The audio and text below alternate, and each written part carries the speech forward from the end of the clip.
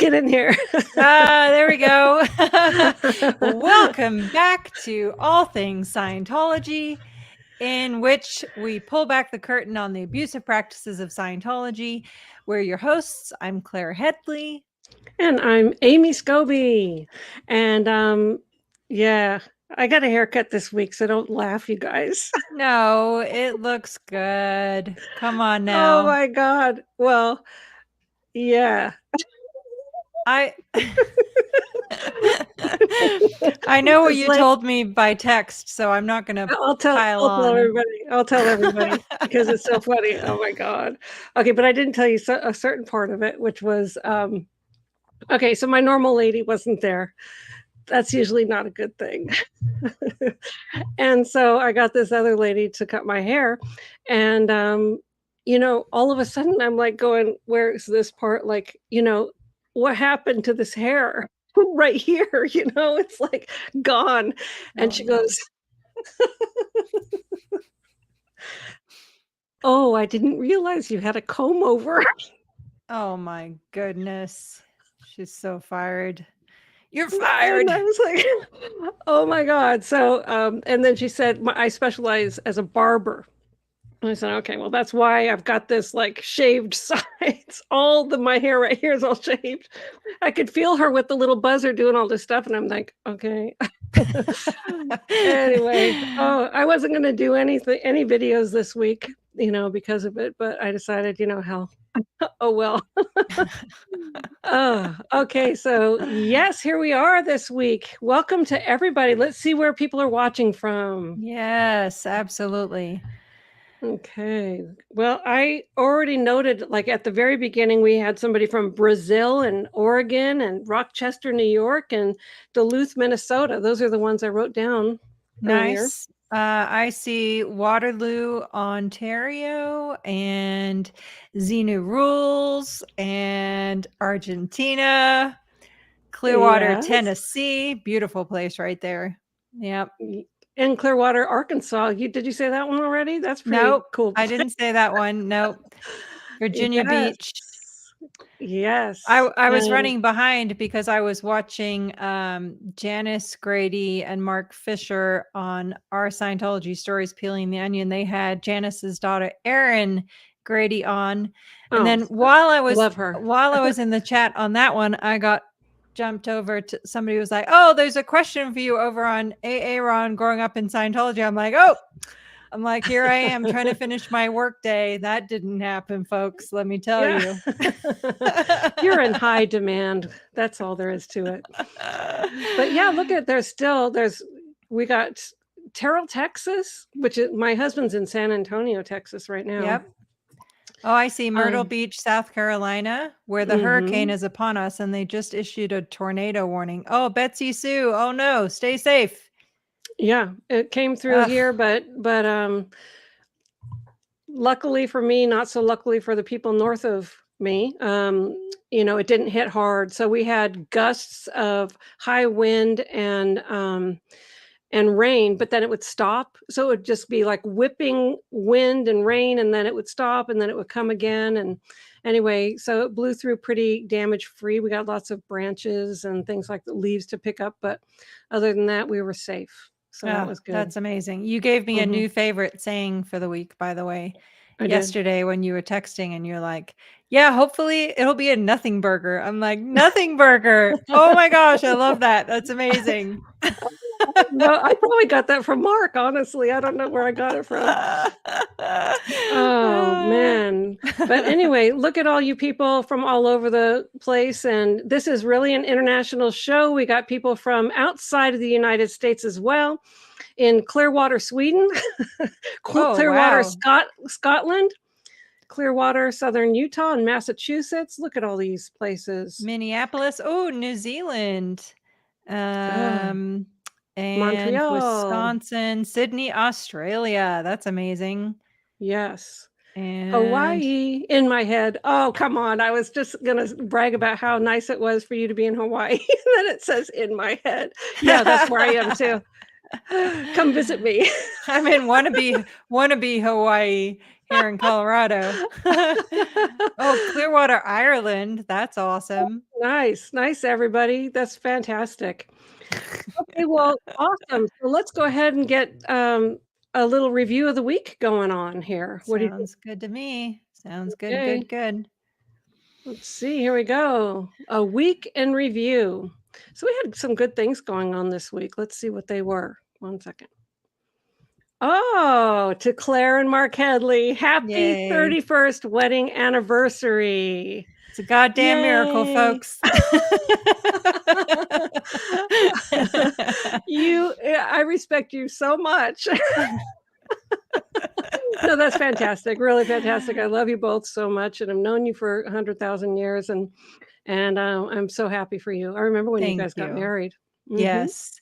In fact, don't let me forget, after this, I need to show you a picture because we're prepping for our whole Mark and I said we would do a live for our wedding and our anniversary with like our wedding video with Paul Schobel and Mark and I have a debate going because I think Faith Schimmerhorn was at our wedding and he swears it's not her. And I just remembered Oh, you I'll were be able good to. friends with her. Yeah. So Oh, I'm yeah. gonna send you the picture and you can close the debate for us. I know Okay. I'm right. I just know I am. Just so you know. Well, even if you're not, I'll just tell you that you are. No, don't tell me I'm right if I'm wrong. I I'm kidding. wanna know, but I really know I'm right.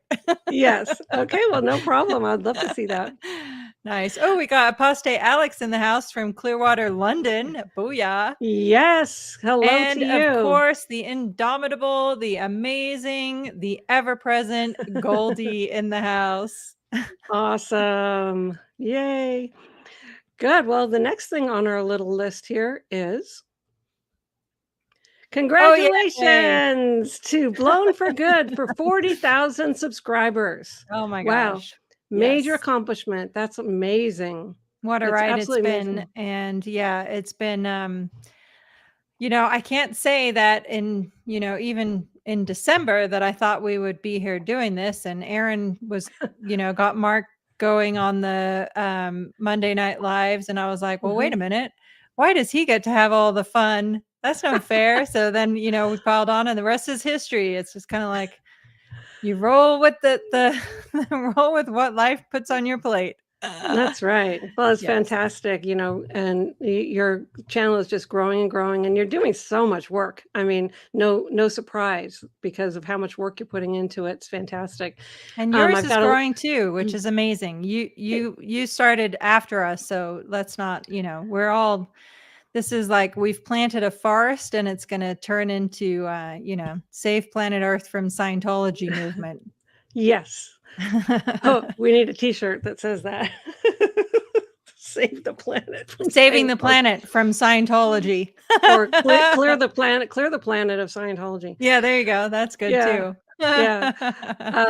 What was I going to say? Oh, yeah, because I started with like 300 subscribers, on my channel. I've had it for years and it just sat there with just a couple little videos on it. It was just 300 little subscribers. I don't even know if those subscribers are still with me or not or whatever, but now I'm almost going to get to 9,000. And so my next I have an idea. So when you hit your 10,000, let's do our next live with all four of us. You and that Mark would and be I and amazing. Matt. Yeah. It would be Yeah. amazing.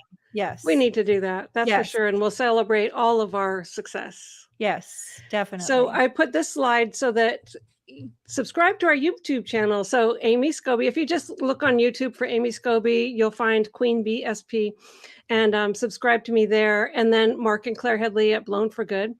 And so if anyone is watching this stream that's not subscribed to my channel, if you wouldn't mind sliding over there and smashing the subscribe button, that would be so amazing.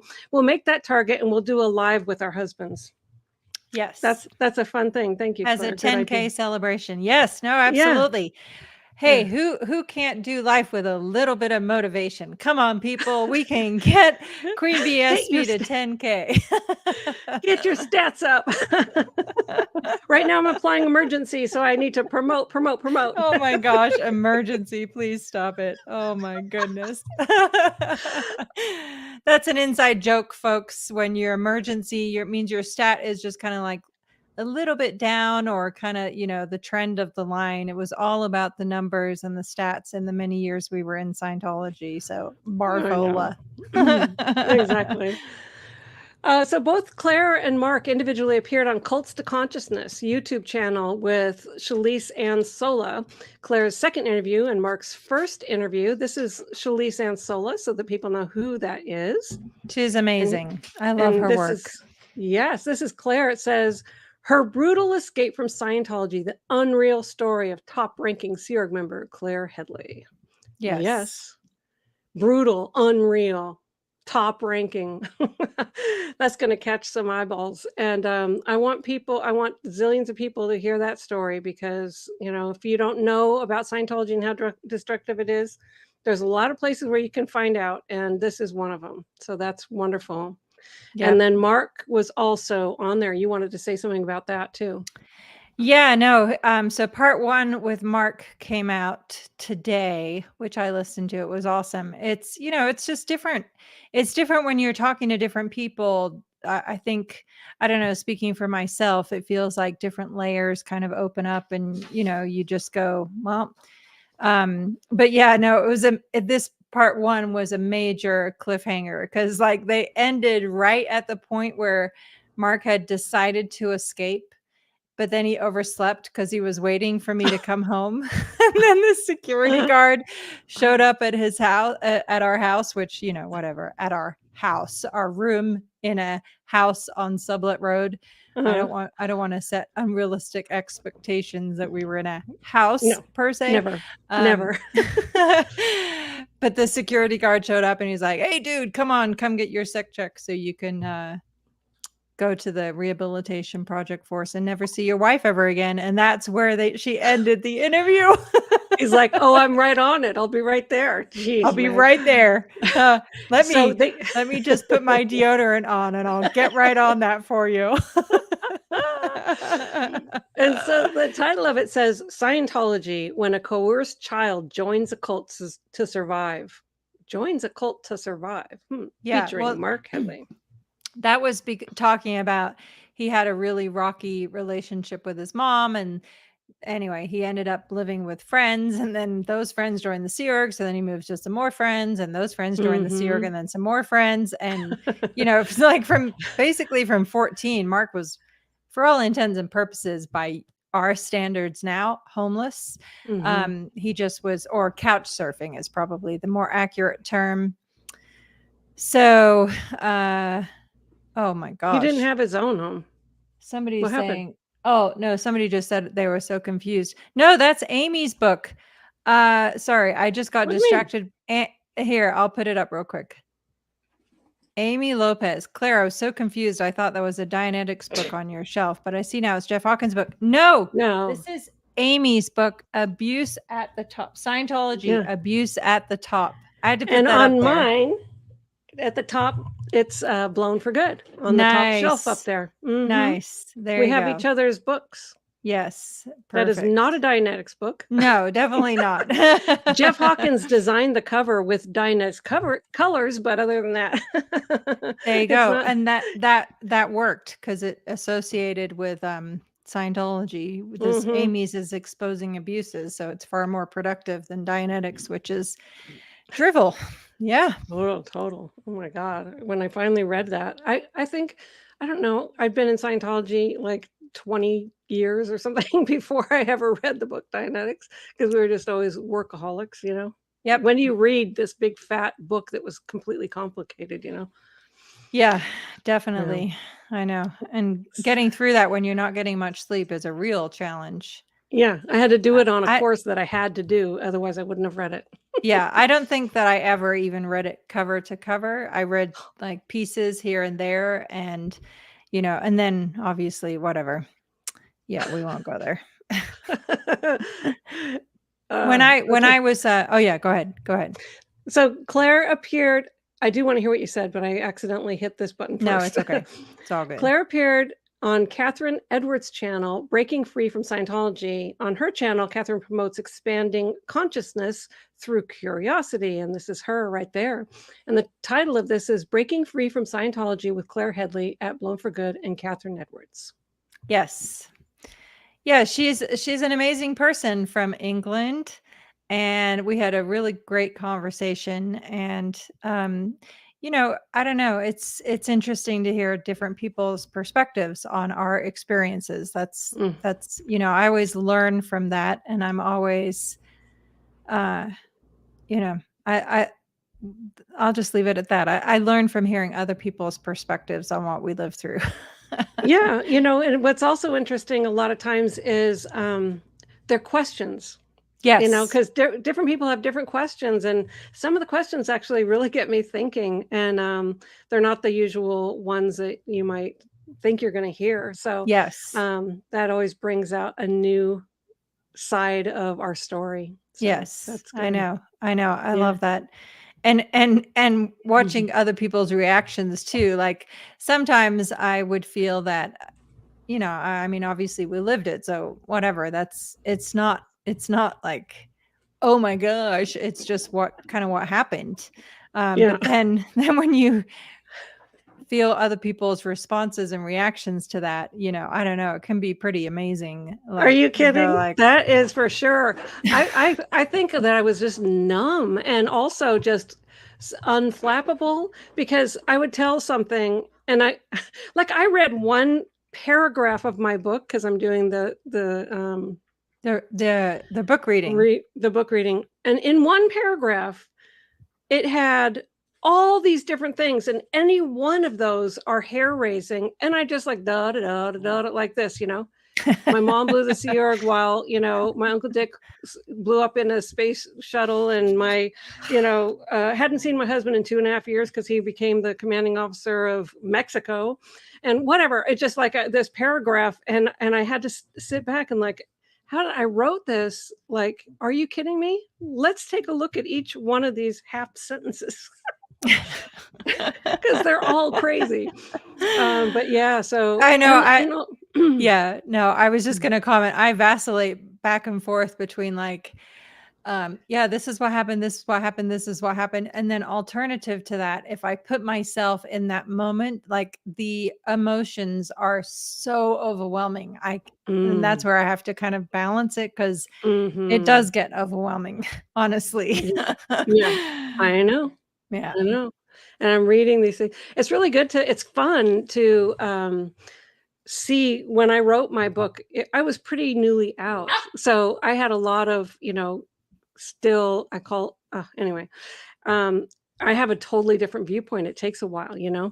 And so it's fun to be able to see what I wrote and then laugh and then comment extra and give like a little insight of what happened during that time or whatever. So it's actually a really fun process for me, and I understand from comments that people are really enjoying it too. That's So awesome. yeah, anyway, I like doing it. It's good. Yes. But anyway, so you got more stuff that you did. All Claire right. and Mark did 2 live broadcasts this week. Yes. Here's one of them. That's Scientology Live number 55 with Claire and Mark Headley. Pressure on Scientology ramping up. That's what it was called. Yep. Absolutely. And Ms. Pillow gave us these amazing mugs. It's so funny. Like we Quacker should liquor. Quacker liquor. Quacker liquor. Hold on, let me get you so you can see it. There you go. Quacker liquor. It's just so funny. Like I should start a brewery just for that. Quacker liquor. Come get your SP Quacker liquor. I love it. Okay, and then your next one was this one. Scientology Live number 56, Claire and Mark Headley, new little Captain Davy troll doll and Q&A. I love that. Yes. So we have Deadeye Dave coming, troll of the hole, troll of the board, Captain Davy Poopy Pants. We have a whole running list of that we've been compiling of all the brilliant input we've been receiving. And we have a box coming, 1 carton of these crazy, like it's pretty funny. But we have 1 carton coming so that we can distribute them to all SPTV channels for giveaways and Oh, fun. Let's just have some fun. You know what? OSA screws with us, we have fun with OSA. well, That's how we roll. I am loving Troll of the Hole. Right? Fantastic. Oh, people are so creative. I love all these different names. Yep.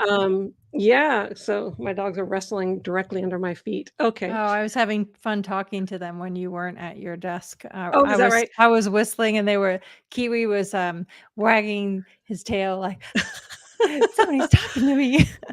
He's getting so fat and big, it's unbelievable. That's awesome. Yeah, I thought he was gonna be a little runt, and he's like he's got these little dwarf little legs, but the rest of him is huge. Nice. That's amazing. Yes. Okay, let's see what else we got. Amy was her normal slacker. Oh, stop it. Come on now. She put up chapters 3 and 4 of her book, Scientology Abuse at the Top, with lots of commentary. I've recorded 5. I'm just not done doing some edits and stuff like that. And so I'll put that up tomorrow.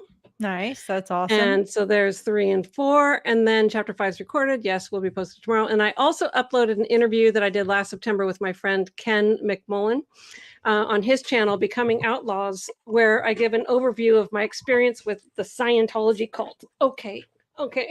He's asking for help because Mango's trying to get him.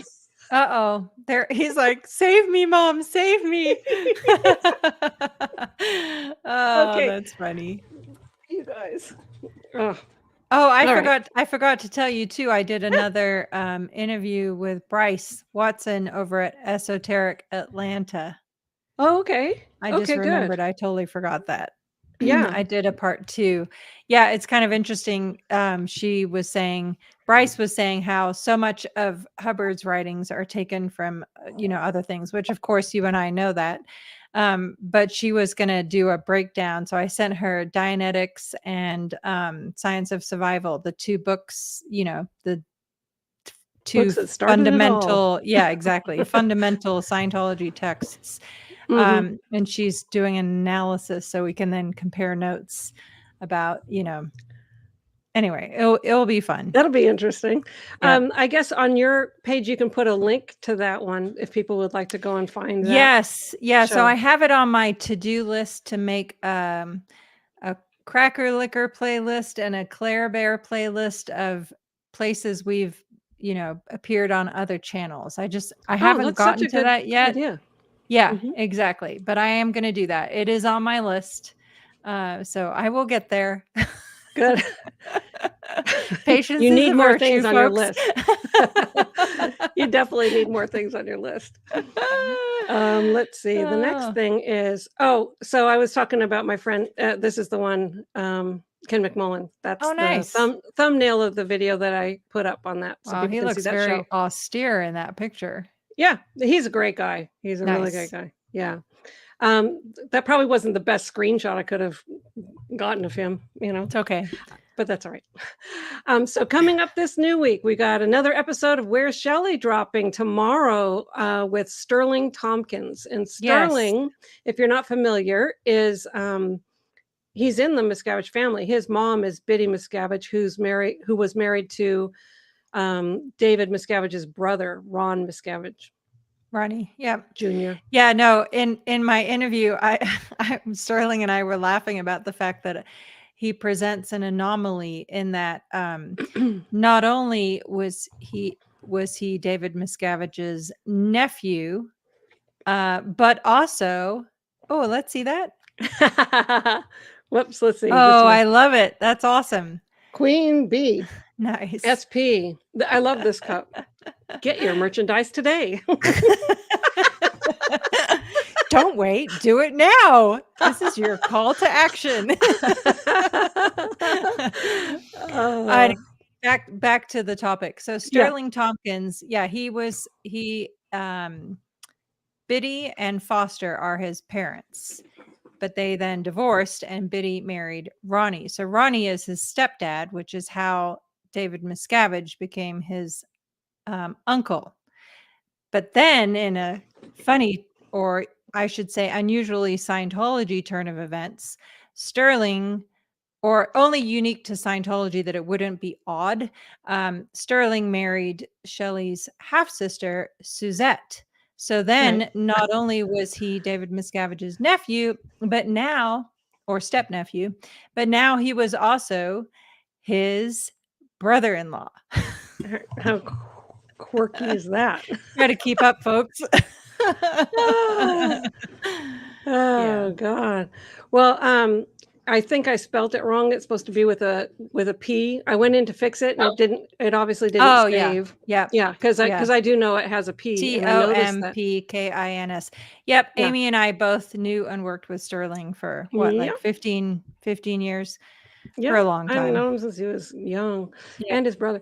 Okay, and then so Amy and Matt have something up their sleeve for this new week. I just need to have him back. And then plus new chapters of Scientology, Abuse of the Top will be posted. Okay, so Nice. now we're going to do a little bit of show and tell. So you had your awesome little cup. Oh yeah. So somebody was asking for me to newly show this. This is my Claire Bear doll that Marilyn Honig, the amazing crochet lady who is just absolutely so creative. This is the Claire Bear crochet doll that she made. It's amazing. I love it. I saw it, and Grayson, my youngest son, was like, I want that. So I got it anyway. Sorry, folks. And then I've been reading this and thoroughly enjoying it. Liz Gale's new book. It is called Confessions of an Ex-Scientologist, and then Scientologist is crossed out and it says pothead. Born in, sparked up, and got out. And Good. Liz Gale, awesome. Yeah, Liz Gale is a third generation Scientologist. And so yeah, lots of things I can relate to that she's covering in there. And then I have this. This is from SPTV Tattoo Warrior. Tell me if I'm holding it right. That's good. What do I know, guys? What do I know, guys? Now make it over that way. Hold on. I grew up in a cult. I grew up in a cult. There we go. That's And she awesome. also sent me this book, which I haven't read yet. I was supposed to read it this week. It's okay that you're not okay. Nice. Yeah. So anyway, meeting grief and loss in a culture that doesn't understand. Yeah, that's on point. You know, there's it's totally true that a lot of people are like, wait, what? Yeah, I know. Yeah, I have a grief thing coming up next week. Sometimes there's local meetings and stuff with the funeral homes that I work with, and it's really good because people can meet and they just have a community. And so anyway, if I can lend my loving ear to people who need someone at a time of loss, then I'm there for that. So that's amazing. Yes. Okay. So more show and tell. You guys, my goodness sakes, they were sleeping the whole day. Yeah. Mango was under the bed because of thunder, but now they're alive and kicking. Yeah. Okay, well, they had to show up for our live. They could have missed that. No, exactly. They're literally in and out of my legs underneath here. Then from Carol, I got this. This is from our last week's. I believe it was last week's. She sent me this and I framed it, which is, can you see? It says, go laugh in the places you've cried. Change the narrative. Oh, I love that. Yeah. So I have that framed and put up. So I love that too. And then a lot of people sent different things of condolences for the loss of my dad. I just want to tell everybody thank you for all of that. And okay, awesome. So now here's the next thing. Quote of the week. Never doubt that a small group of thoughtful, committed citizens can change the world. Indeed, it's the only thing that ever has. Margaret Mead. SPTV, anyone? Definitely. Yeah. Yeah, I thought that was Make beautiful. your voice count. Every voice counts. Every voice counts. And somebody said that I'm only 150 away from 9,000. That's good. Oh, And then yeah. we're on to 10,000. Yes. So that's awesome. Nice. Okay. And anyway, so that was sent in by a subscriber. Thank you very much. And if you have a quote that you would like read out, go ahead and send it to either myself or to Claire. And our emails you can find on our YouTube channels, and we'd be happy to read them out. Okay, the next thing is Scientology word of the week. I picked some things. This is like ridiculous. You ready? Yep. Valence. Oh my God. Yeah. In the real world, it's a chemistry word. The ability of an atom to combine with other atoms, measured by the number of electronics it will lose, add, or share.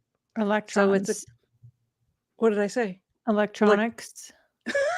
Sorry, I'm just really good at I'm really well trained at doing method 9 word clearing. So if you change something, I have to be like, we're gonna look up the word electrons, Amy. Nobody noticed, Claire. I know Mark tells me that all the time. He's like, seriously, just be quiet. I'm like, I can't. Oh, that's so funny. Sorry. If I said electronics. Okay, so let me read it again, right? Now that I cleared my misunderstood. The ability of an atom to combine with other atoms, measured by the number of electrons it will lose, add, or share. Okay, so the cult's definition is somebody else's identity assumed unknowingly. So here's a sentence. He's out of valence. He's in the valence of a drill sergeant. Yeah, and I would even add that valence means like assuming the whole. It's not even just the beingness; it's the mannerisms. It's all the baggage that goes with it as well. So, for example, I have a sentence for you. Tom Cruise has assumed the valence of David Miscavige completely. Oh, no question about it. Yeah. No question about it. Like mannerisms, clothing. I am the only one that could help at the scene of an accident. Have you ever met a suppressive person? And David Miscavige failed to get into the proper valence of Tom Cruise because he would walk in with his sunglasses and his coat, but he just failed. It was like, Yeah, he was too short for the task at hand. Yes, too short and too everything. Uh-huh. Okay, so now we've got a photo of the week. Nice. Dun, dun, dun, dun. This is from another subscriber who sent in a photo, and it's Poop on University with Mike Rinder in front of that flag. And this is what the person said. She said, "Hello, I just wanted to share a pic of Bobble Mike in front of the Poop on You flag. Poop on You was created by the Mustard Museum here in Middleton, Wisconsin. I look forward to every episode of All Things Scientology. Love, Amy Butternuts Small." Nice. Well, thank you for that awesome picture there, Amy. Yes. Poop on You. Oh, we should put those banners up all over Clearwater. Definitely. Anyway. I thought that was funny. Okay, here's the next thing. I wanted to bring this up, which is another amazing subscriber brought this website to my attention, which he maintains. It's a list of those who have left Scientology and have spoken out publicly against them. Each name has a link to their public statements. There are currently 3,243 people listed. I was blown away by that. That's awesome. Yeah. Please, and then I'm asking for people to look it over and submit any updates or additions. And how they do that, there's a submission that you can do for that, which is at the bottom of the link. So there's the link. I tried to make it dark, but it didn't go dark. I hope you can see it okay. Yeah, I can see it. It's blue. Yeah. But yeah. Yeah. So I'm just leaving it there. Y'all copy, screen save that and then put in that link so that you can find that, because 3,243 and there may be a lot more. So I know there are a lot more, and I'm sure that's more than there are Sea Org members, I'm sure. Yeah. Internationally, we should say. Yeah, internationally. Yep. So I wanted to give that a plug because people volunteered to keep that, just a couple people keep that website updated. And so I just want to thank them for that hard work and put a plug for people to keep that updated if they know of anything else that's not on the list. Okay. Perfect. Okay, so someone was talking to me. This is for the next slide. Someone was talking to me about my SP Declare. And yes, I did get my SP Declare, and it is on Goldenrod, very official. Yeah, And mine too. You too. Okay. Yeah. Well, that's good. I'm glad you Well, got. Well, did who Matt cares get one? anyway?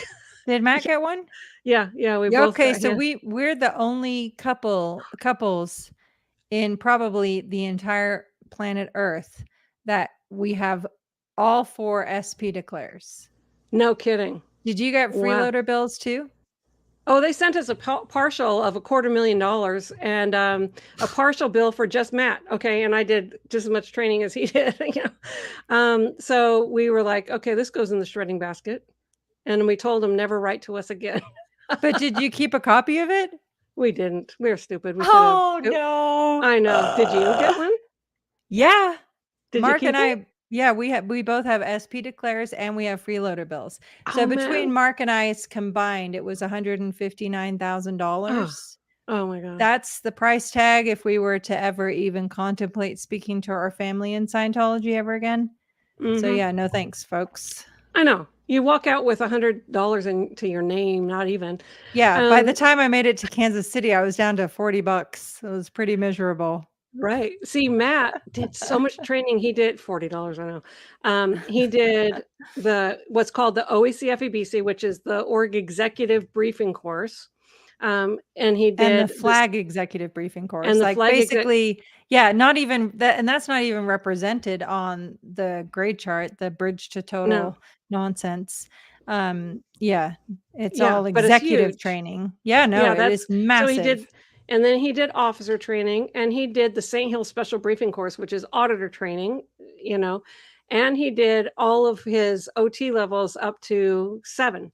So he did all of that. So his partial bill was $250,000, and I still didn't even have my bill. We were like, oh yeah, you're going to make this completely impossible. Before I can talk to my family again, go beat sand. Yeah.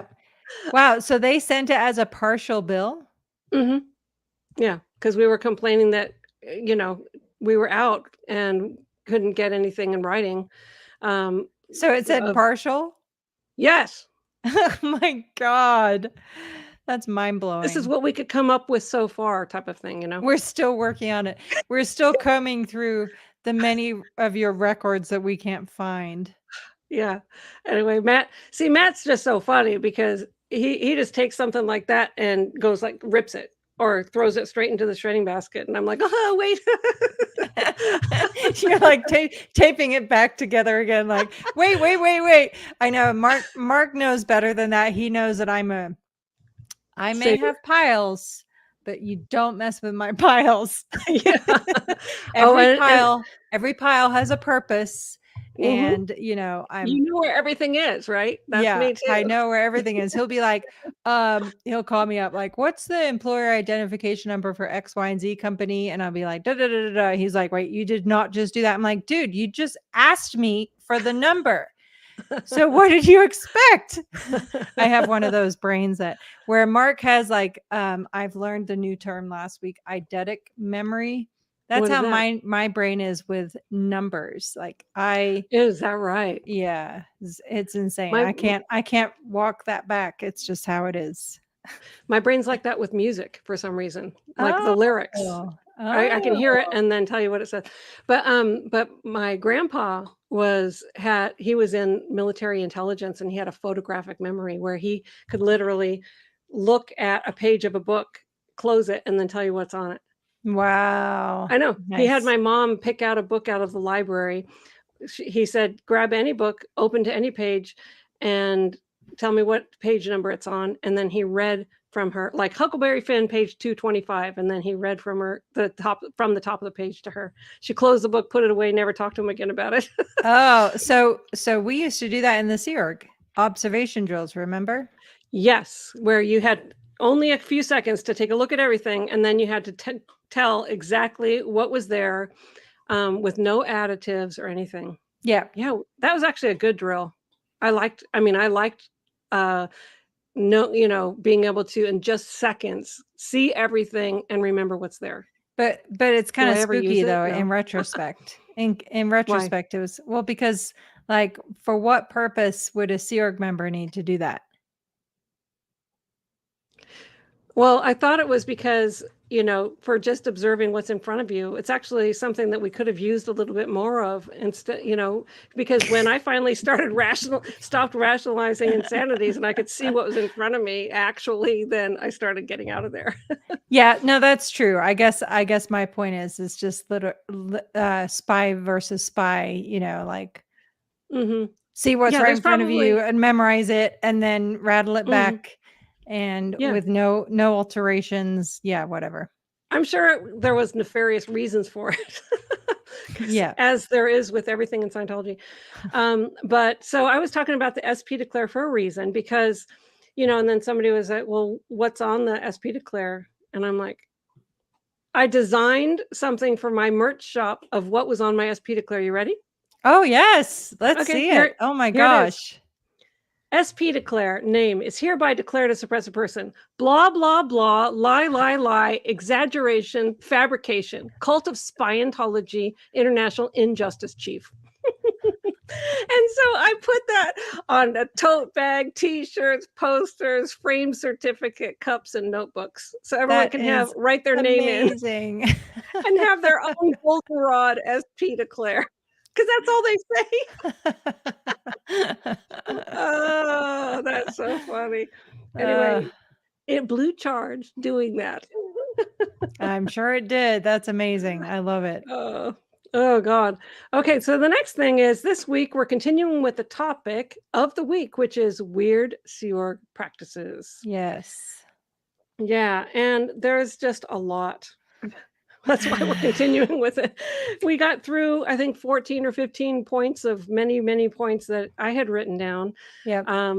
Yeah, and they're not in any sequence, and I keep thinking of more. And but it's really good, in my opinion, to go through these for us to look at them and see how crazy it is, and then for Scientology lurkers to actually see just how crazy some of these things are that they do, and then for people who have never been in to know why to stay away. How's that all sound? Sounds good. Yeah, it's funny. Speaking of the word lurker, Mhm. I was like, oh, that's funny. We should totally get some lurker merch. And then I was like, well, yeah, what lurker is going to wear lurker merch? Like a Duh. voyeur wearing a voyeur t-shirt, Yeah. I was like, never mind. It seemed funny in the moment, but Peeping. in retrospect, maybe not so much. Oh, that is cute. Okay. That's Oh, when so Mark that's when Mark goes, "You're a spaz." Oh yeah, no, I know. He calls me spaz all the time too. Yeah. But what well, he cracks me up. Sometimes he'll just text me, you spaz. Oh my gosh, totally. I probably have at least 500 texts. Spaz. Like, you're the spaz. It's funny. Oh gosh. But anyway, I was gonna just say, to the people watching, if you have any ideas for merchandise that you would like, please send an email to myself or Claire, Amy at scoby-publishing.com or Claire at bloomforgood.com for our merchandise stores, because it's easy to do the designs and put them up there. And if that's something that you would like, we'll do it. Yes. Nice. Plug for that. Okay, you ready to talk about, or should we do a giveaway before we Oh yeah. Yeah, let's do a giveaway. should we? Okay. Yeah. Sounds good to me. Okay, so let's do, which one do you want to do? Let's do a Mike Rinder bobblehead for Team Mike for the win. Yay. Yes, Team Mike for the win. Bobble Okay, Mike. so you're going to be the one who picks it.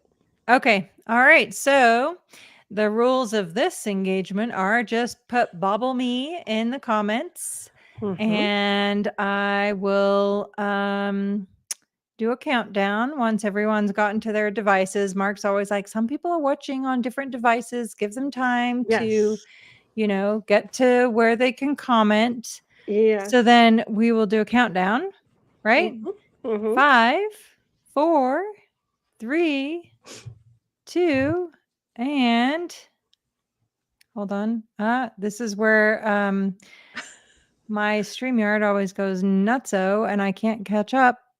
Booyah. There we go. Mena, you Bubble win me, the Mike Rinder please. bobblehead. So let me make a note of that. And shoot Nice. me an email, Claire, CLAIRE, at blownforgood.com, and send me your address and I will get that off to you right away. Congratulations. Yes. Nice. Okay, well, let's take up the first point that's on my list here. Are you ready? I'm ready. Okay. All-nighters. I mean, we just did all-nighters like every week. We were always staying up around the clock. So you can't study, you can't function. Working with no sleep is a norm. No one secures until it's done. That was just like something that was said all the time. Make it And go right. yeah. And the fact that Sea Org members can sleep anywhere at any time because you're so tired all the time. So a cold concrete deck looks so comfortable. But yeah, I mean, how about you probably got more sleep because you were in the study division for a long time, right? Yeah, you'd think so, but no, that was not the case. I Really? was in the study division, but just because I was supervising people doing their courses didn't mean that I had to have sleep. So there were many times that, well, first of all, I think the first time I pulled an all-nighter, as the terminology went, pulled an all-nighter. Ooh, I What does pulled an pull mean? all-nighter. I What know, does right? pull mean? Now that I'm thinking back, I'm like, what the heck's wrong It's with? true. We should look that up. Yeah. Well, the first time I pulled an all-nighter, I was 16 years old, and there was some big situation that had come up with the staff training and counseling area, probably because someone had escaped, and we were always the fall guys anytime Yeah. somebody escaped. And so it was always blamed on whoever the last person was that touched that person, so to speak. Yeah. And so we were doing a white glove of the whole building, which was really hard because it was this was the Cole building, so it was before it had been renovated. It was still was all that red brick tile. Mhm. And do you remember the study area had the hot tubs that had been boarded over, like the course admin area where all the materials were, was like hot tubs that had been boarded over with shelves. It was super, super tacky. And the peacocks would always get in there and poop everywhere. So it never smelled good, even though we cleaned it up. So I stayed up all night at age 16, doing a white glove cleaning. And then thereafter, it seemed like just most of the time I wasn't regularly getting sleep. Yeah. And so how old were you when you came up to the base? Because I I didn't was, realize you were yeah, I was 16. 16. Oh, wow. Yeah, you were super young when you got up there. I Yep. was I think I just turned 20 when I went up there. You old lady, you. I know. 20. You're like, 20. oh, like there was that much difference. Well, it was a few years before because you didn't come up until 1990, right? Or something, 1990, or September 1991 is when I 91, got there. Yeah. September 91. I got up there December 1983. I'm so much older. Wow. But yeah. There was a Yeah. lot of crazy stuff going on at that time when I went up Yep. there for sure. Oh my Yeah. god. Yeah. But yeah, so no one slept. I mean, Yeah, no. And especially it seemed to me that starting in 1995, by my recollection, is when the Scientology event stuff started going crazy. Because, and again, by my recollection, David Miscavige was mostly gone from the property until the tax exempt status event in October 1993. And after that, he was much more present and much more involved with matters on that property. And do you remember the time that there was a helicopter that landed at the music studio to fly him to the event? Because it was like that down to the wire on getting all the music done for the event. The only time I know about him getting in a helicopter was for the CC event because he broke his ankle, and so Oh, he couldn't speak at the event, so he disrupted the event by flying over the thing so he could quote unquote see it or whatever. oh boy. What a waste of money and time. But Yep. no, but I didn't know about this event thing. Yeah, no. So because most of the event people related, like the musicians and the speechwriters and all that, were staying up all around the clock, writing, getting everything ready. So since nobody was going to study with no sleep, therefore everyone in the area where I worked was assigned to just go around and give wheatgrass juice to everybody to keep them awake. Do you remember that fad? Yes, John Horwich started that fad. Yep. He grew this wheatgrass stuff and then did juicing with it or whatever, and then it like caught on as some big health thing, and then it's just terrible, Yeah. terrible stuff. Yeah, there was all kinds of different little fads like that. I remember Shelley Miscavige told me to start taking psyllium husks. I'm like, I don't even know how to say the word. I don't know what it is. Well, how am I supposed to get psyllium husks in the Sea Org, you know? Yeah, But exactly. somehow With $40 or $46 a week, you're gonna be buying psyllium husks? I don't think yeah, so. yeah. Yeah, because everyone was doing a cleanse at the time. Anyway, I Yep. ended up getting it and did this whole juice cleanse where all I could have was liquid with psyllium husks in it Ugh. for a week. Okay, you're already not eating, and now I'm not eating, not eating. I remember the first time I ate in a week, we were on our way down to Los Angeles to go to an event, and we got to stop at a restaurant because we hadn't eaten anything and I was gonna faint. And so I got a vegetable soup, and I'm like eating this vegetable soup. This is the best vegetable soup I've ever had. It was like Denny's. I was gonna say Denny's. Yeah. Ah. Best soup I've ever had. It tasted so good. Okay, so I don't know if you had much experience with this, but stat evolution in the Sea Org is just completely wonko. Okay, so first of all you stay up all night, and then David Miscavige ordered the Data Bureau to print the statistic of every single organization around the world, not just the Scientology orgs, but all the other organizations too. Uh, WISE organizations, ABLE organizations, all these different ones, Sea Org organizations.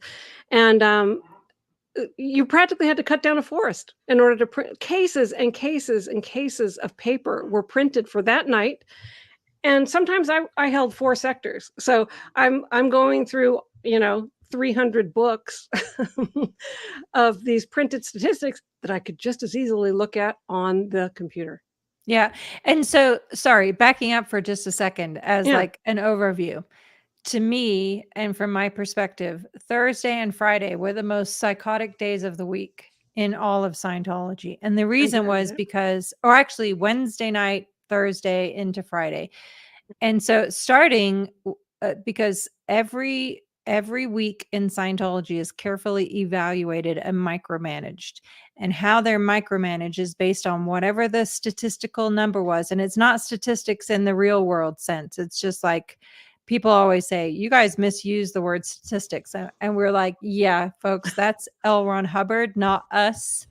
But whatever your statistic was, your number. So like number of bodies in the shop, for example, was an international statistic that was counted Like based on however many human bodies were in cumulatively all organizations across the planet, right? BIS, Yeah. BIS, bodies in the shop. How's that for caring about your parishioners? Yeah. Not to be confused with BIs, which is bad indicators. No. Totally separate thing. But so the week would end on the dot at 2 p.m. Yeah. And so everybody in Scientology many times would stay up all night on Wednesday up and then through until 2 p.m. on Thursday to get their stats up, right? And then you, as a management executive, would then stay up all night Thursday night to then evaluate said statistics that were counted as of 2 p.m. on Thursday. Yeah. And then by Friday at lunchtime, all the marching orders had to be sent out to every organization in the world to tell them what to do based on the micromanagement. Do I have that right? Exactly. That's exactly right. Yeah. I still have dreams. I did so many stat evolutions, obviously being in management for 20 years.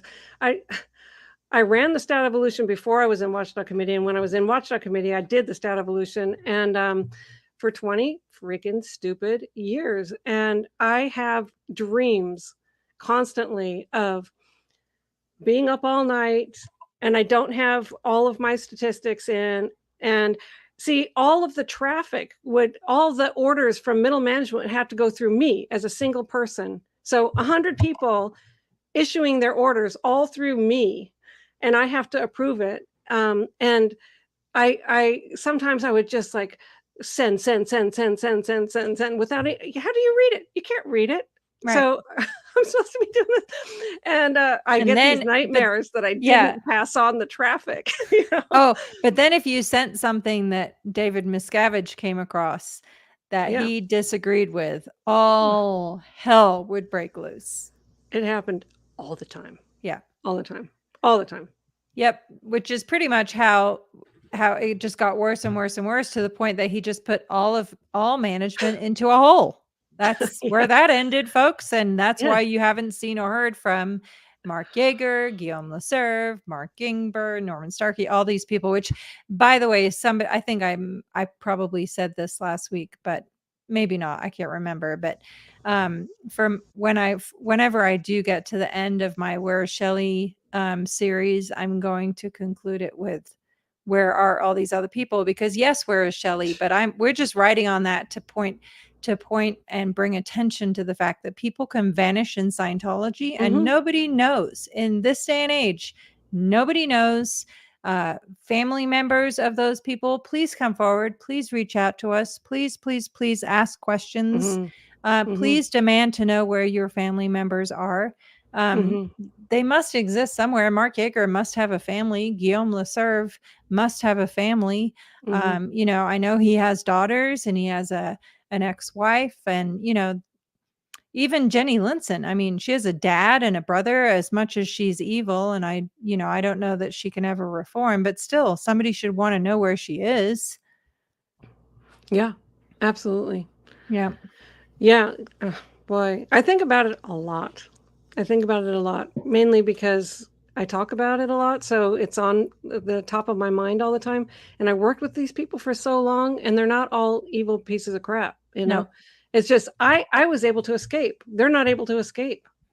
Mark Yeager, for example, got off the property and escaped, and they tracked him down and threw him into a van and brought him back. That's kidnapping. Yeah, I remember the day that happened. David Bloomberg is and Greg Wilher, the people who manhandled him into a van at 4:00 in the morning, when he was, you know, he either was at the gas station, you know, how many miles was that from the property? Yeah, like how did he get 3 miles? Did he run? Yeah. Yeah. Oh, yeah.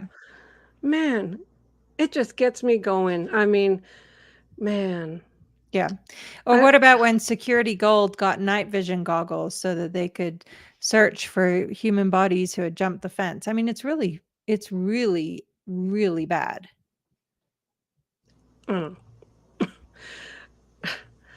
Yeah. I feel so let down by the justice system, honestly. Yeah.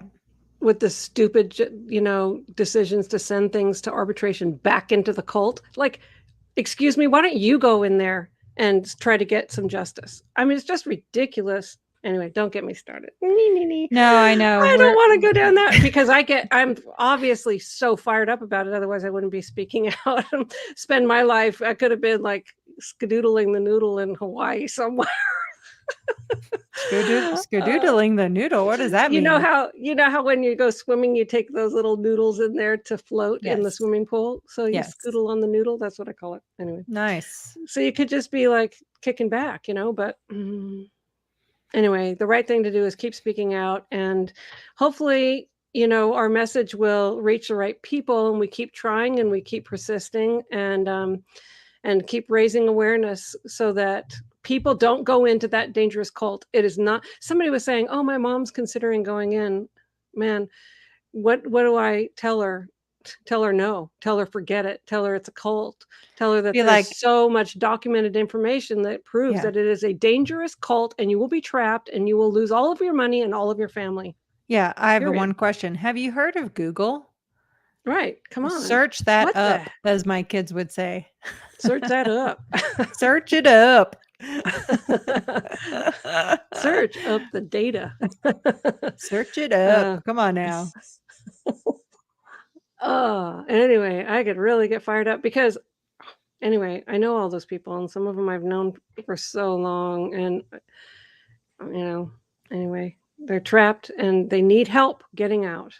Yeah, and the problem is that always kind of haunts me is that as hard as it was for me to escape, which was 18 years ago now, Mhm. it is so much harder now. So much harder. They've closed every loophole. So anyway, it's terrifying, honestly. Like, I don't know. It's really, really, really messed up. I know. I'm seeing different comments. I want to make sure that they get starred too, because some of these are really, really good. But sorry if I don't get your comment starred. But one thing that would help is if you write the word question all big, so that it catches our eye really good. Yeah. Because sometimes I'm just so into what we're saying, I'm not looking. And but anyway, Likewise. Yeah. yeah. But anyway, yeah. Anyway, we still are doing all kinds of different things in order to get a change on this. So, anyway, I gotta be positive a little bit about it. We are making inroads. Things are happening. It's just Yep. not happening fast enough. And that there's still a complete sociopath in charge of that place with people locked down makes me very angry. I know, me too. Yeah. Okay, so that was a good one. The other thing that we would do every single week as part of stat evolution is you had to do a weekly condition formula for your stats. So, depending on the trend of your graph, you had to do a condition. So I had all these buffered conditions in my computer. We didn't have regular computer like an internet. We had their computers. It was this big green machine. So It was a cathode ray tube giant computer, and it was like, I don't know, like 2001 Space Odyssey, where you see the old text kind of coming up. the green Yeah. The pixelated. green on That's black. Yeah. I'm sure they still have those. Yeah, I'm sure too. Yeah, because they're super, super paranoid. You've never worked in a more paranoid organization in your No. entire life. Like, holy Mm-mm. what's it's. Yeah, for having all the answers to the universe, they sure didn't know how to not be paranoid. Yeah. No, exactly. Because there's too much to cover up. That's why. Yeah. But so I would have my weekly conditions buffered. So all I had to do was change the date. Oh yeah. Oh, Mark has talked about this. Like we had a template for every single condition, which right. went all the way from confusion. I can't say I ever. So confusion was the bottom. That was a lower condition. Yeah. Next up was treason, which was betrayal after trust. Next was enemy, where you're like basically, cutting cords and stabbing people in the back and doing the work of enemies, as the name implies. Then there was doubt, where you're and then there was hung up in doubt. Remember, that was its own special thing. Like if you can't make up your mind as to which group you want to join, then that means you're hung up in doubt, and that means you're connected to a suppressive person. And And next was non-existence, when you don't exist. So you have to get on all the lines, find out what's needed and wanted, people. Yes, then find there out was- what's needed and wanted. Do produce and or present it. Yes.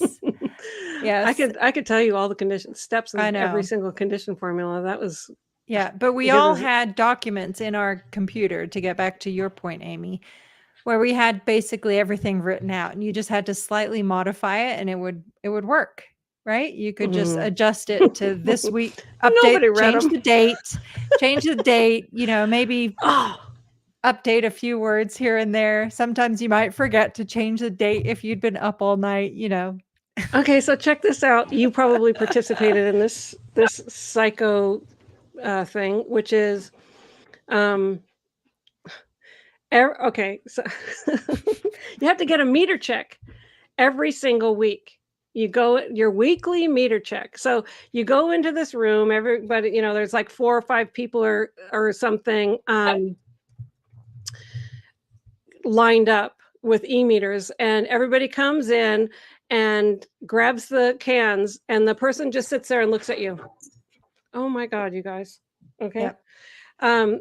And you need to have a clean floating kind of needle. Otherwise, you're sent to go right up your overts and withholds. This is every single week. Okay. So, Yep. so I'm sitting there holding it, and the person is just staring at me like a zombie face. How are you?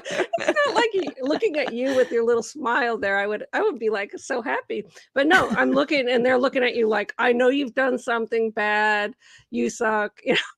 I don't want to be here. No, from RTC it was hard as cold chrome steel. Let me exude metal. Exactly. Because that's totally no kindness whatsoever in their bones. So anyway, so you have to pass a meter check, but a lot of people didn't pass them. So we're all off stupid wasting time writing overts and withholds and until you can pass. So I tell you, and not only did we not sleep, we're coming in there. You got to get a meter check even if you didn't sleep. So we're in there getting a meter check every single week.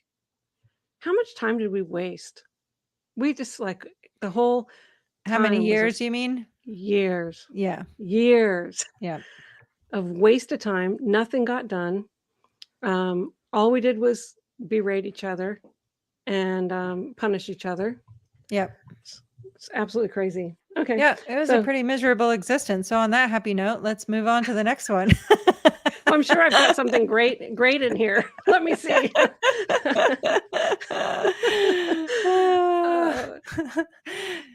I mean, just thinking about that, you don't even have friends in the Sea Org. No, you don't. No, you don't even have partners, spouses. I mean, how many times have Mark and I, joked about the knowledge reports, but the fact of the matter is that it was a dog eat dog survival of the fittest. Especially at the imp base, but not limited to the imp base. I say especially just because we were literally in the middle of nowhere. So unlike, other Sea Org bases where, like Los Angeles, it was easier to walk out the door. Not that you weren't imprisoning yourself by years and years of indoctrination, but it was definitely physically harder to escape at that property. No doubt about it. It was, you have all of the razor wire. You have even down 6 feet down or something. They put fencing so that you couldn't just like dig your way out. From having a dog issue. Oh, that's okay. No worries. Yeah, and the motion sensors and the sound sensors and the floodlights. I mean, gosh. And you have nowhere to go. You're in the middle of the desert. There's nothing to the left, nothing to the right, and nothing behind. So, you have to go down the road if you want to stay alive. And then you just hope that somebody comes, I guess, and you can, catch a ride with, flip your thumb out and say, "Stop, save me." Yeah, no, I know. I don't know what people do. I don't know what they can do. And obviously we're working on resources behind the scenes.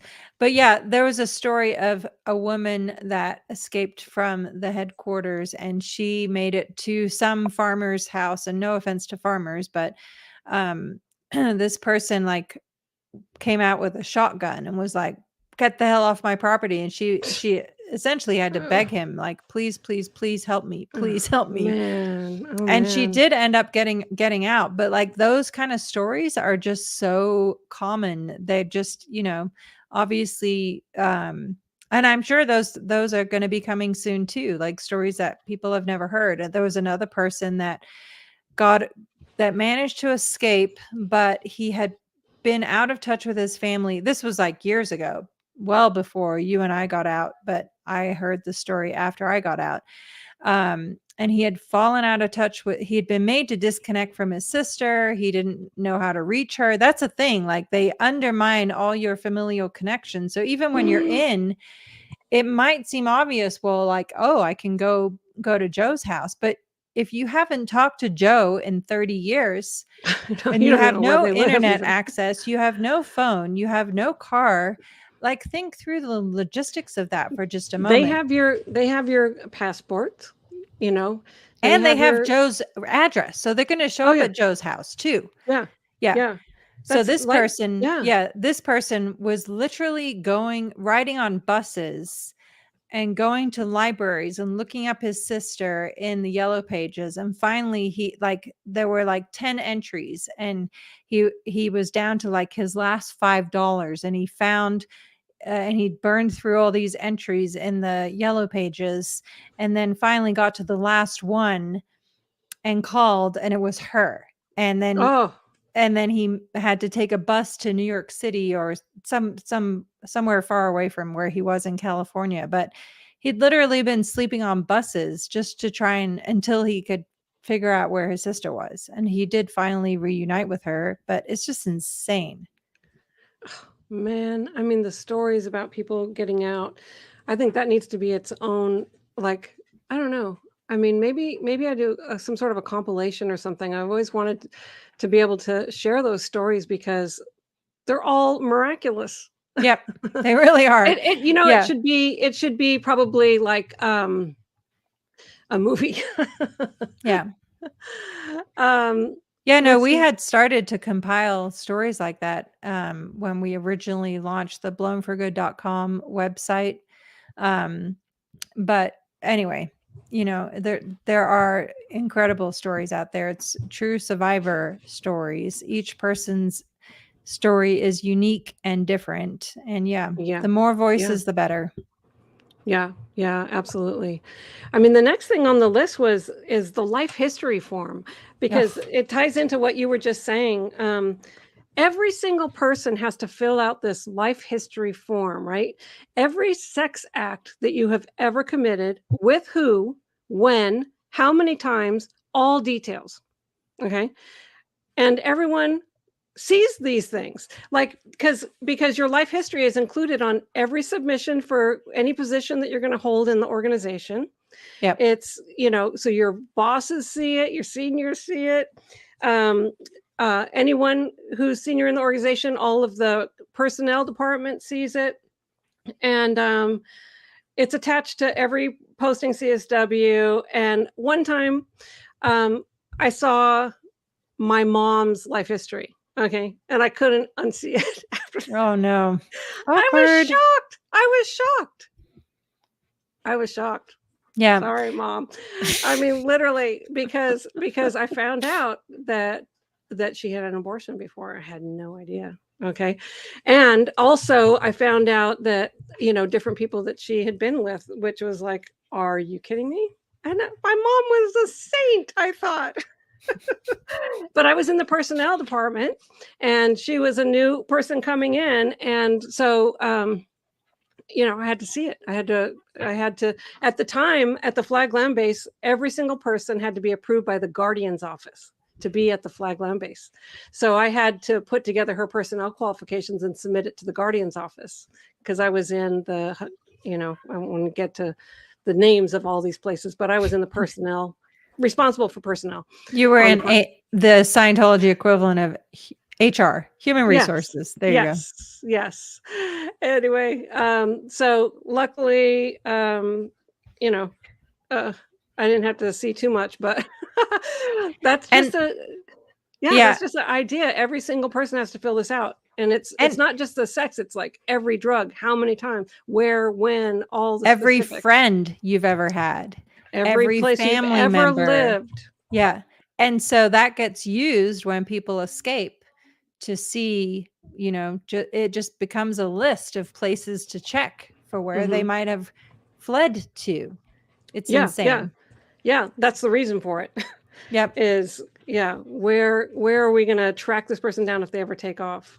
Yep. Yeah, whoever came up with that stuff is really, it's just seriously insidious. I guess it starts with L. Ron Hubbard, but yep. Yeah. Okay, let's see. So the next thing is Laura FM is in the chat and she said, "Oh no, for some reason I would have loved to see my mom's life history." Hey Laura. I don't know, Laura. Careful what you wish for. Yeah, because you can't unsee it, after you see it. And the next time I see my mom, all I can think about is the picture of the person that she had sex with. I've had that with people that I'm not related to. Like I can't even say some of the things that I read in people's life history, and I'm not proud of it, but I was made to do it, and I'm like, me too.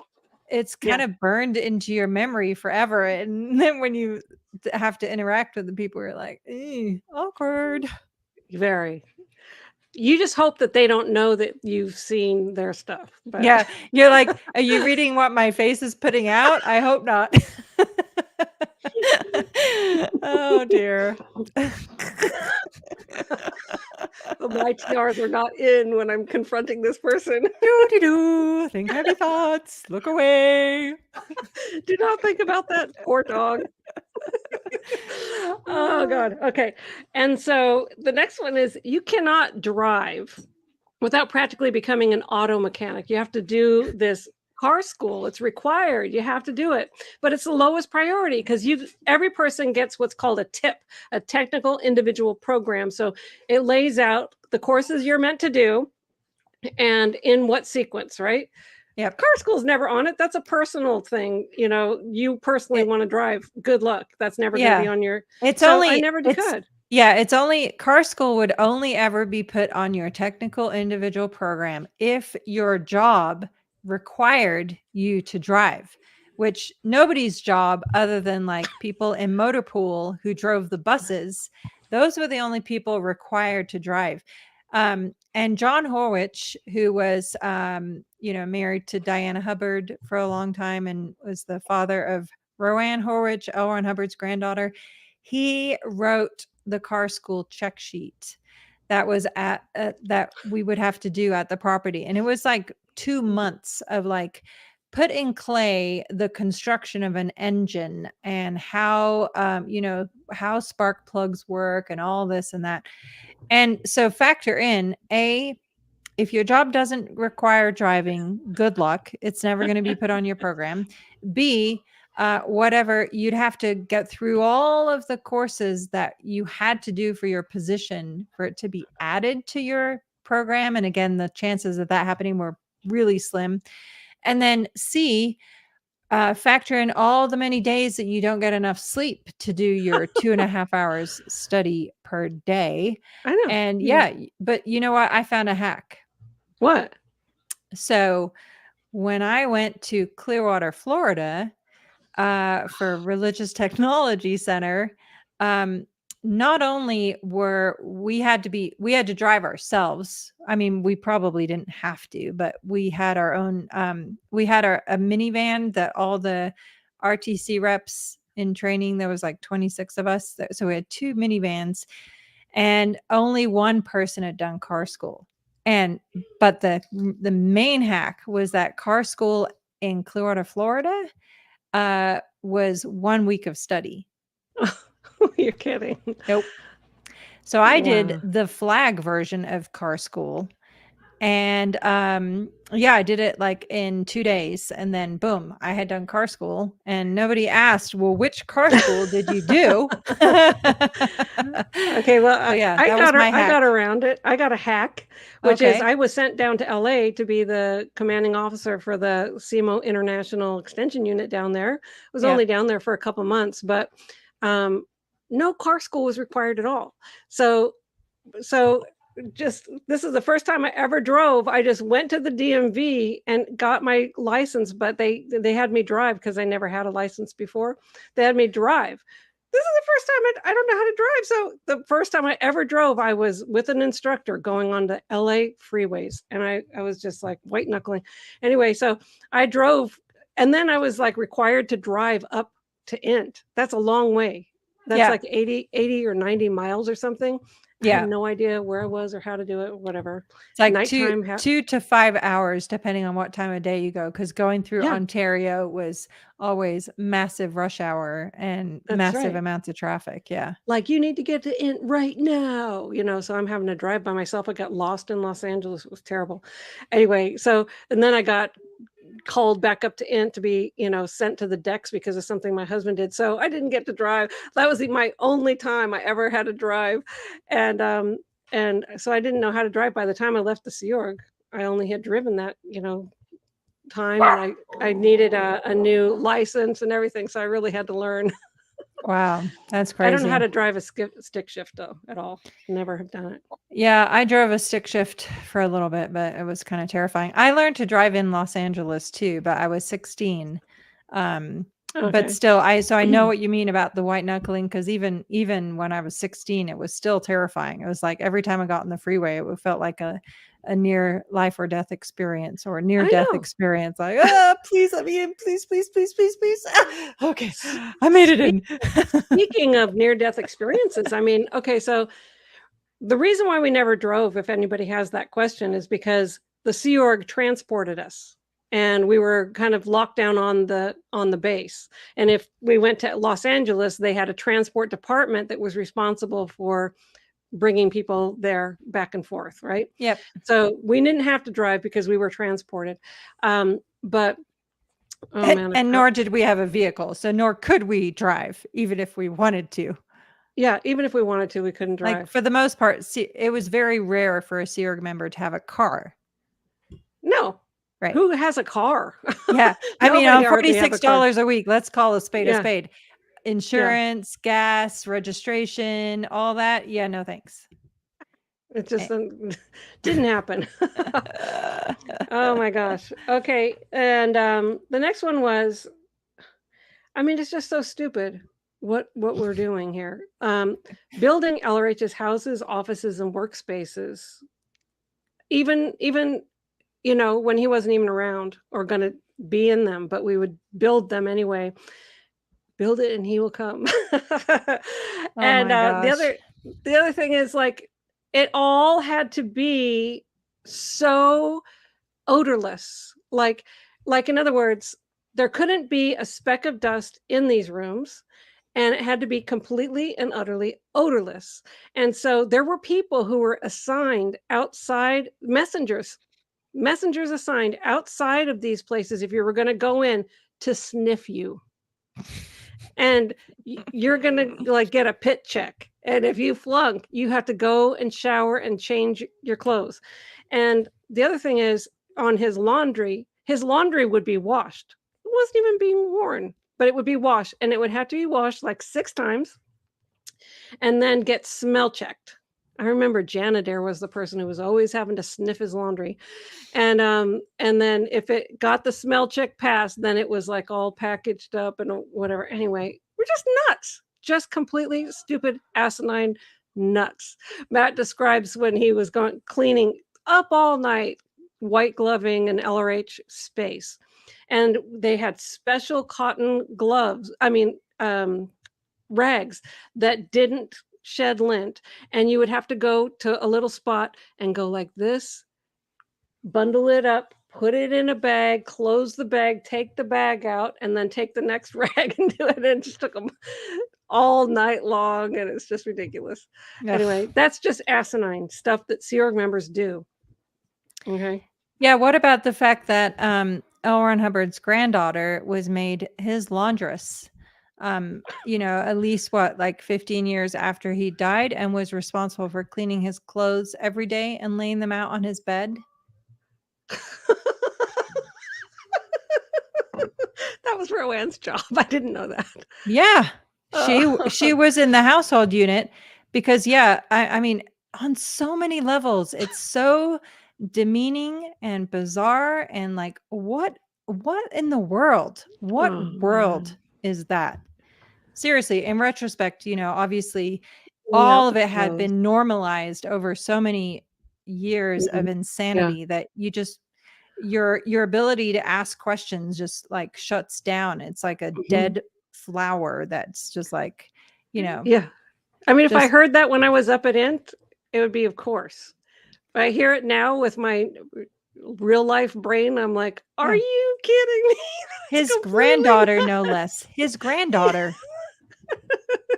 Because that's not creepy at all. Like, that's No. totally normal to have your Lay out granddaughter doing your his laundry boxers. and laying out your clothes every day. That's completely normal. So I the mean, clothes that you lay out that day with his boxers and socks and everything, does that have to get washed at the end of the yeah, I know. My favorite part, Mark is always, and I know Matt's the same way, always great at just poking the night? most giant cannonball size holes through the non-logic. But he was Yeah. like, so wait a minute. So we're pulling out his clothes for when he comes back. Oh, because he's going to be wearing the clothes of a 60, What if however many year old man, like styles from 40 years ago. He's going to just walk back in and put back on those clothes. I'm like, you know what? Honey, you make a really good point. I honestly, I cannot say I'd actually thought about it, but you know what? Kudos to you for oh asking the my right god! questions.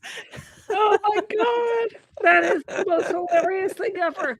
Scientologists, if you're listening to this, how about answering that question? Yeah. That's a good question. That's a oh, that kills me. That kills me. He's gonna come back and he's gonna be an obese, just like It's Hubbard good. was with his pants up to here, and the big belt and everything With like his that. neckties and his, Yeah, yeah. What are whatever. those things called?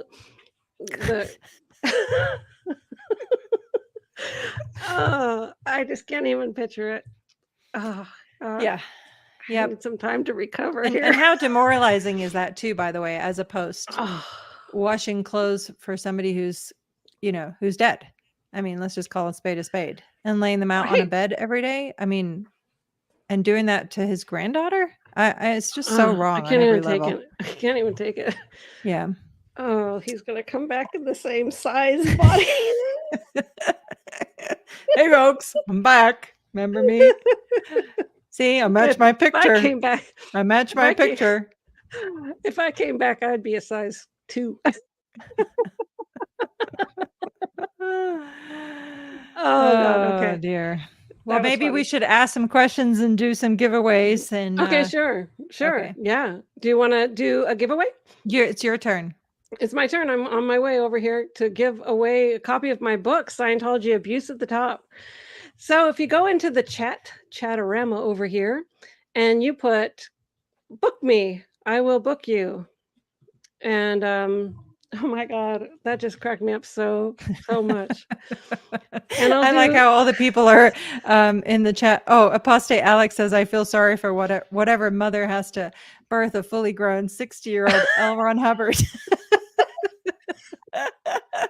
Right? Me too. yeah, like Not what is he, fun. 270 pounds or something? Oh my gosh. Oh gosh. Okay, Anyway, so I'm not seeing book me. That it's coming. You just have to catch up. oh, okay. That's They're what's all there. happening I is see them. Yep. oh, okay. I just realized I'm not all the way down to Oh, new yeah. comments. Okay. Oh, look at all your book me's. Okay. 5, 4, 3, 2, 1. Oh, We try, folks. DP never in. DP never in. Colonel Brock, you get one too. Yay. There we go. Yeah, so just send me an email, Amy at scoby-publishing.com, and I will send you a copy of the book, Scientology Abuse at the Top. And by the way, let me just take this off. Sorry. Oh, Gosh, well, let me give a plug. And for all the 860 plus people joining us tonight, thank you so much for being here. We love it. We love your support. Don't forget to subscribe to both of our channels. Hit that like button. It helps with the algorithm, so I'm told. And coming soon, when Miss Amy hits 10,000 subscribers, we will have a 10K celebration party with Matt and Mark joining us. So there you go. Oh, speaking That of would be which, amazing. Here you go with our channels. You can just look those up there and subscribe. And if you haven't hit the like button, do it now. yes, Wonderful. yes, thank And you, thank you.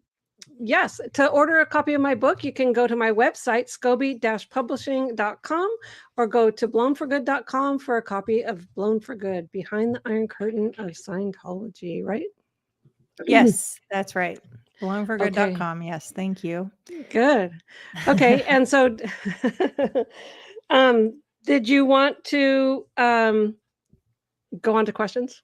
Yes, please. Okay. Only Okay. because I have to feed my children. So Oh yeah. Oh yeah, yeah. I'm on a Okay. timeline and but yes, Okay, good. And I plenty know of that there's time to more do questions. questions. Yeah, no, And, absolutely. Plenty and of there's time to do more in questions here. and more So giveaways. okay, good. So here we go. I'm just going to start at the top. Bam. Angie English. Claire, I got my book. Thank you. You're so welcome, Angie. Thanks for watching and supporting our channels. We appreciate it. It's always a great time on a Wednesday here with my friend Amy. I love it too. All right. Cat Matt Jets. Is it rude for a WOG to buy wear your merch? I'm just not going to say that word because I know it's derogatory now. No, it's not at all rude. Absolutely not. We prefer to call people never ends because we have great admiration for you that somehow, some way, we don't really understand, care that there's this cult called Scientology that we had to escape out of. And we were not planning to talk about it until Scientology kept abusing people. And then we thought, you know what? I guess we got a job to do here. So let's get it done. Yeah, that and forcing the disconnection of family members because that doesn't go away, Yep. Like, And stop messing with us. forcing victims back to the abuser for a fabricated nonsense called arbitration. I mean, that, yeah.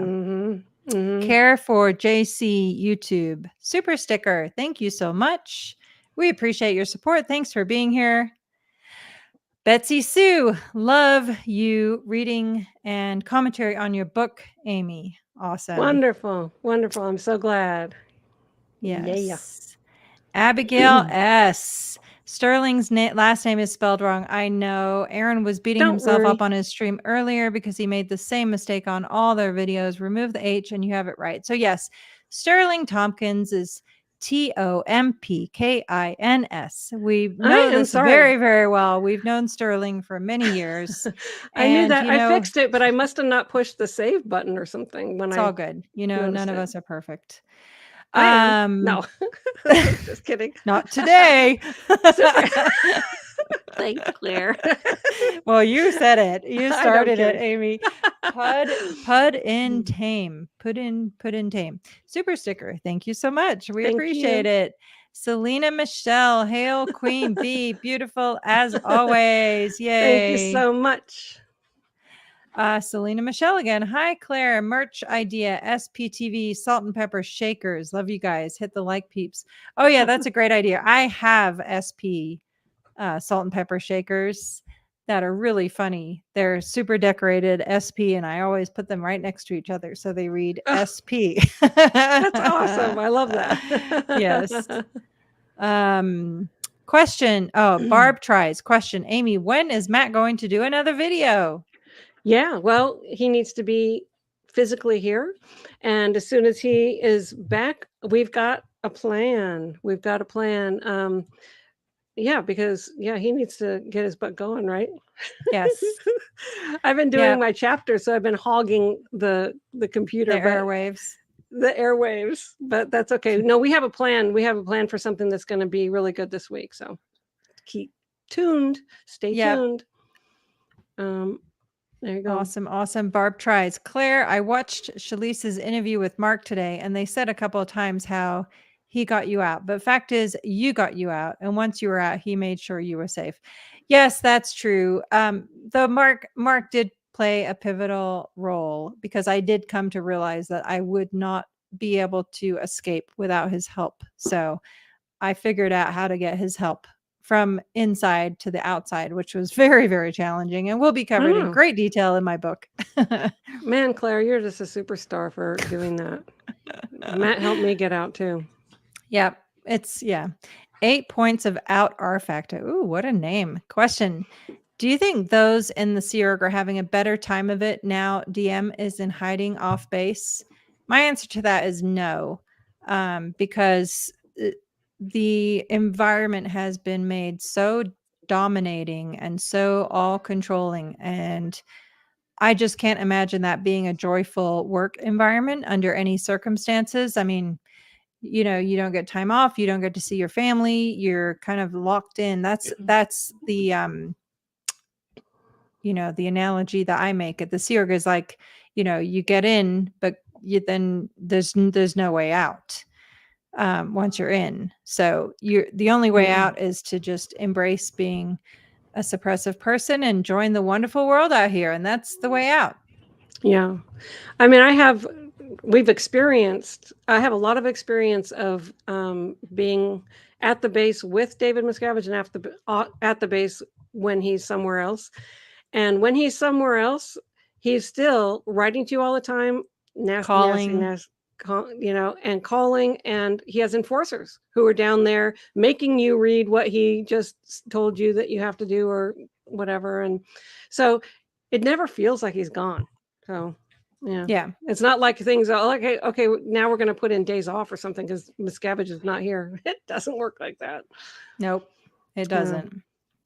Apostate Alex. Question. Amy, do you know anything about why Celebrity Center Int loans money to the UK church every year?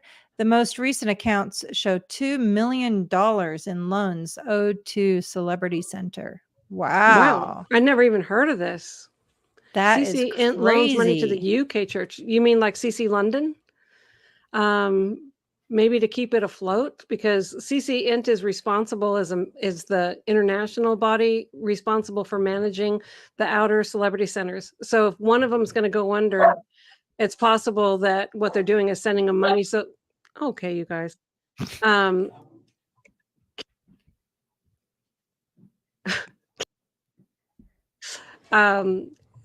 It's possible that they're bailing them out, but I don't know.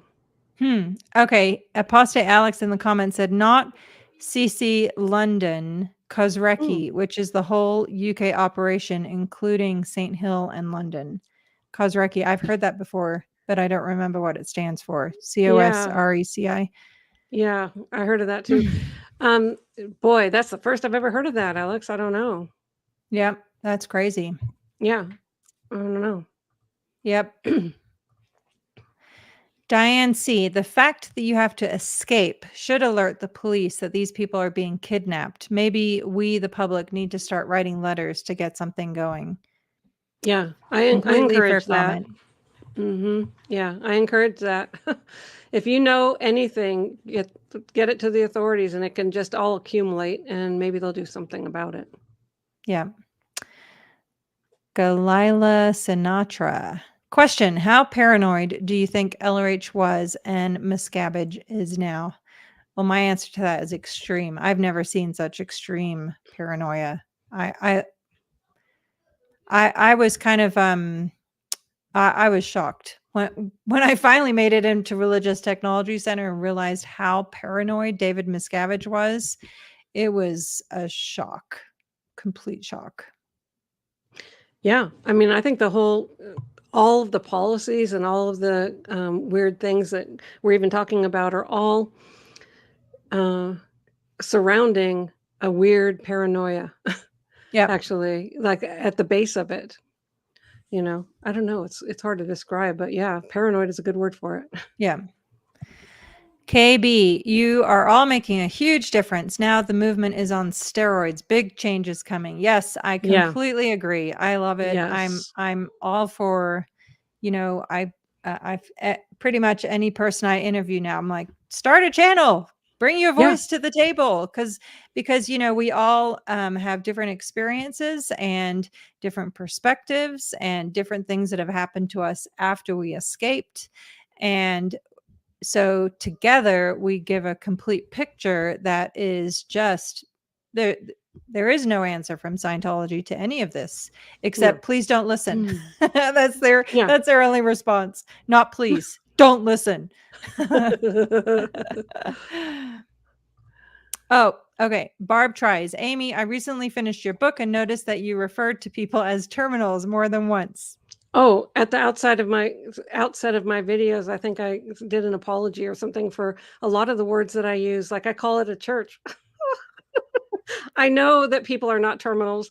I know that that cult is not a church, and it's been a long time since I wrote that book, and I wouldn't use those words anymore. And whenever I hear my husband saying it, because it slips out, because that's what we called them. That's what we called people. Yeah. I always correct them now because they're not terminals; they're people. Yeah, which is funny because I read your book when it first came out, and that didn't strike me at all, because I would totally be like, oh, yeah, speaking my language. And I didn't even have that thought either. It's just like, I know, it is so weird, and sometimes things like that slip out when we're talking with other people who used to be in Scientology, but Yeah. anyway, I'm trying to get all of that crap out of the house, out of the vocabulary, because it's bad. It's not that it's bad. You can just deliberately choose different, I think. Well, it's bad to use. Why call a person a terminal? It unpersonalizes the person, Yes, and so that's what I mean is bad. Like it's I bad see. and it's also bad to call Scientology a church when it's a destructive cult. So that's Right. all I mean by bad. Yeah. Yeah. No, I get it. Yeah. Yeah. No, I understand. KB, with every condition and emotion on a chart, there's less room for humanity, typical of high control groups and dictators. Yes, completely. Mhm. Yep. Yep. Karen Weiss, is Int Base the one in Hemet, San Jacinto? Yes. Technically, it was Gilman Hot Springs. Right? I know Hemet was always like, it's Yeah, not in Hemet, and San Jacinto was always like, it's not San Jacinto. yeah, Yeah. because the little town that Scientology base is called Gilman Hot Springs, and it's right in between like San Jacinto, Hemet.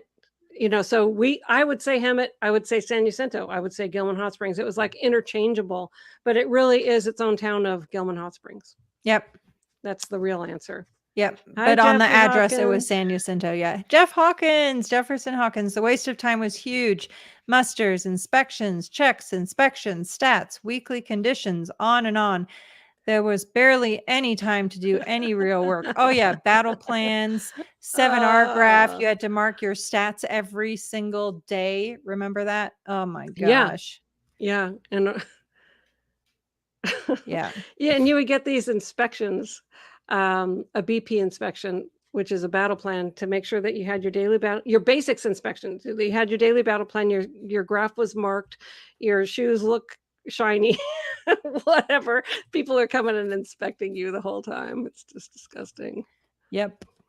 Destiny Salazar, question: what did you think of Jenna's crushing the can story? Oh, totally. I Jenna is amazing. She's I definitely remember. I think I'll have to talk with her, because I know that I had many interactions with her when I was in Religious Technology Center, and I think there was one time when she was trying to leave that I went and talked to her, because Shelly wanted me to go talk some sense into her, which it's kind of like, I kind of see where Jenna's coming from. But yeah, I totally believe that she crushed the cans. Oh, I watched her tell that story. I thought it was so awesome. Yeah. And I'm so happy that she's, speaking out and joining the SPTV community, Yes. because I think she's awesome. I always have. And I remember her totally from Flag, that time when Biddy was at Flag and she was there. She's just fiery. She was feisty and fiery and fun to be around, and Yep. always beautiful.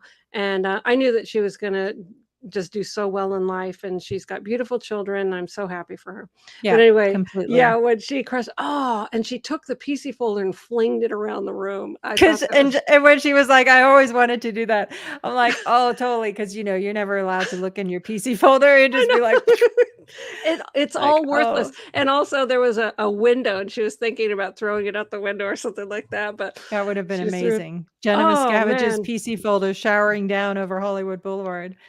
Yeah. You really didn't hear of almost anybody ever leaving an auditing session, throwing down the cans or anything like that. Matt did on our way out. He threw the cans and he said, "That's the F it. We're out of here by noon tomorrow. There isn't a security guard that's going to stop me. There's not a gate that's going to stop me. I'm grabbing Amy and we're taking off." So then they scrambled and got us sent in different locations, but they knew he meant business, but it doesn't happen very often. Have you had people throw the cans at you? No, but I Yeah. knew Jenna had done it even before that time.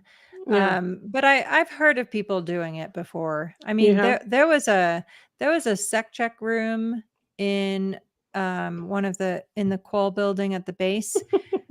So in by Hubbard policy, if you're doing an interrogation, you're supposed to literally position the person so that they So they can't get cannot out. physically leave the room.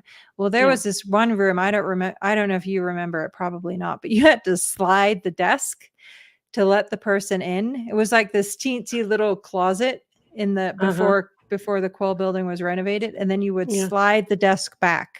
Oh God. So it was literally physically impossible for the person to get out unless they crawled over you.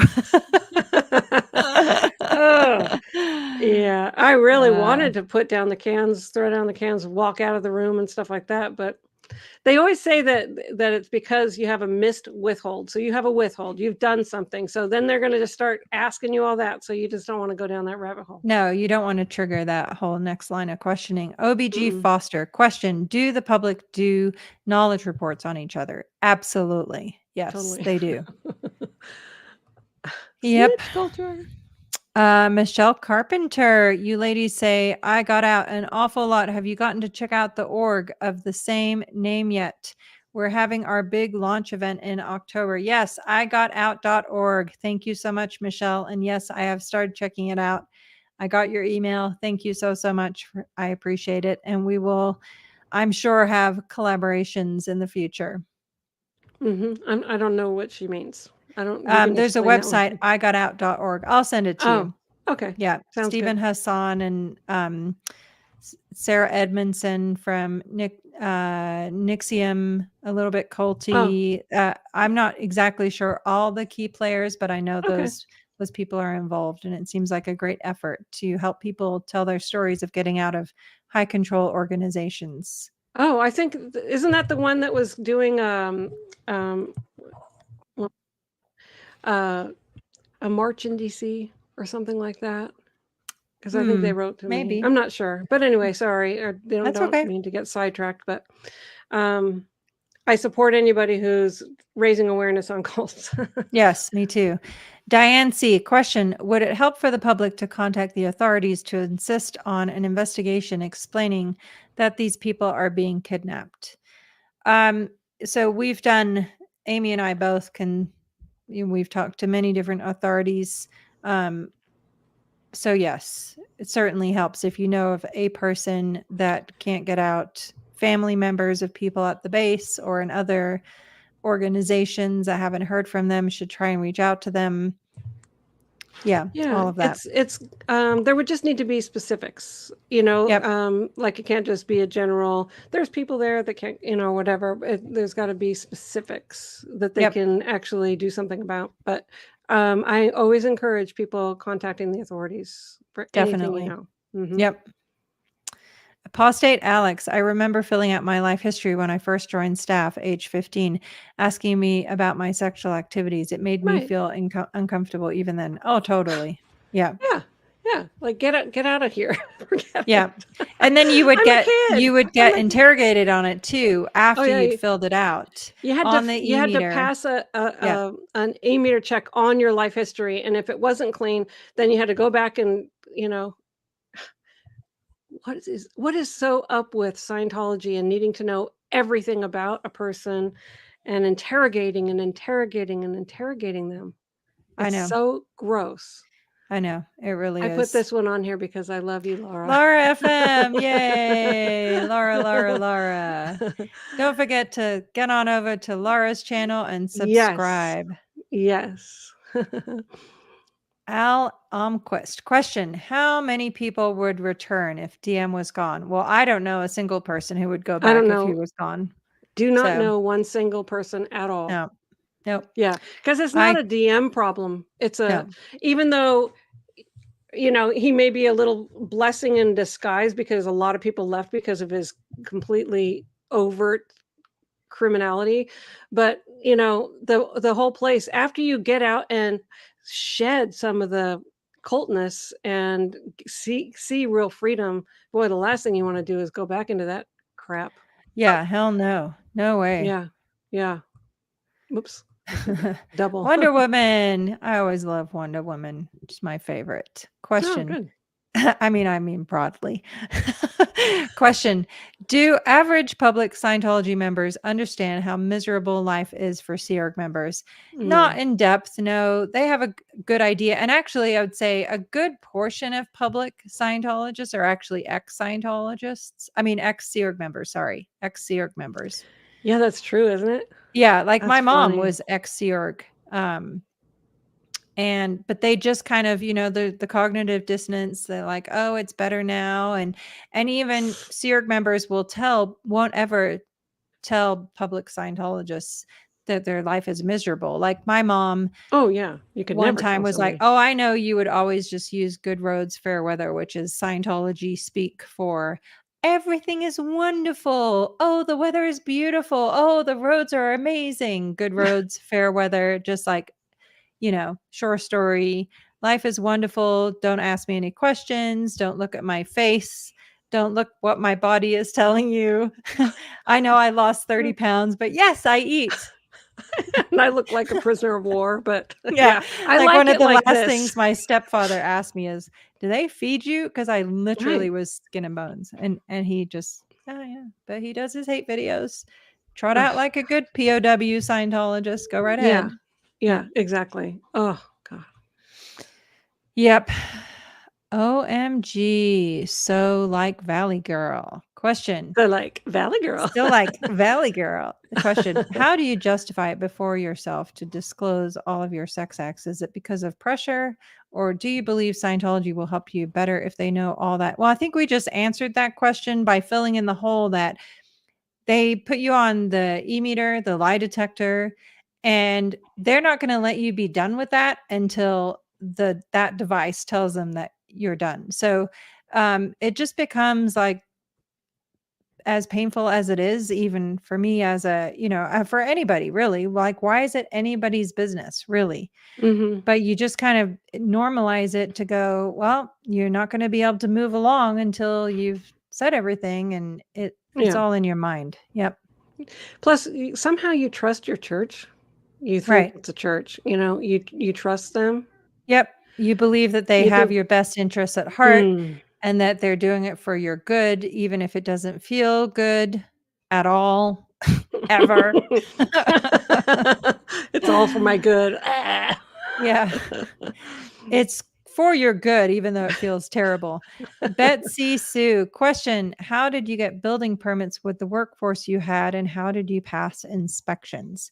Yeah, they would, at least my answer to that is they would pay off contractors to do all of that, to get cert of occupancy and things like that.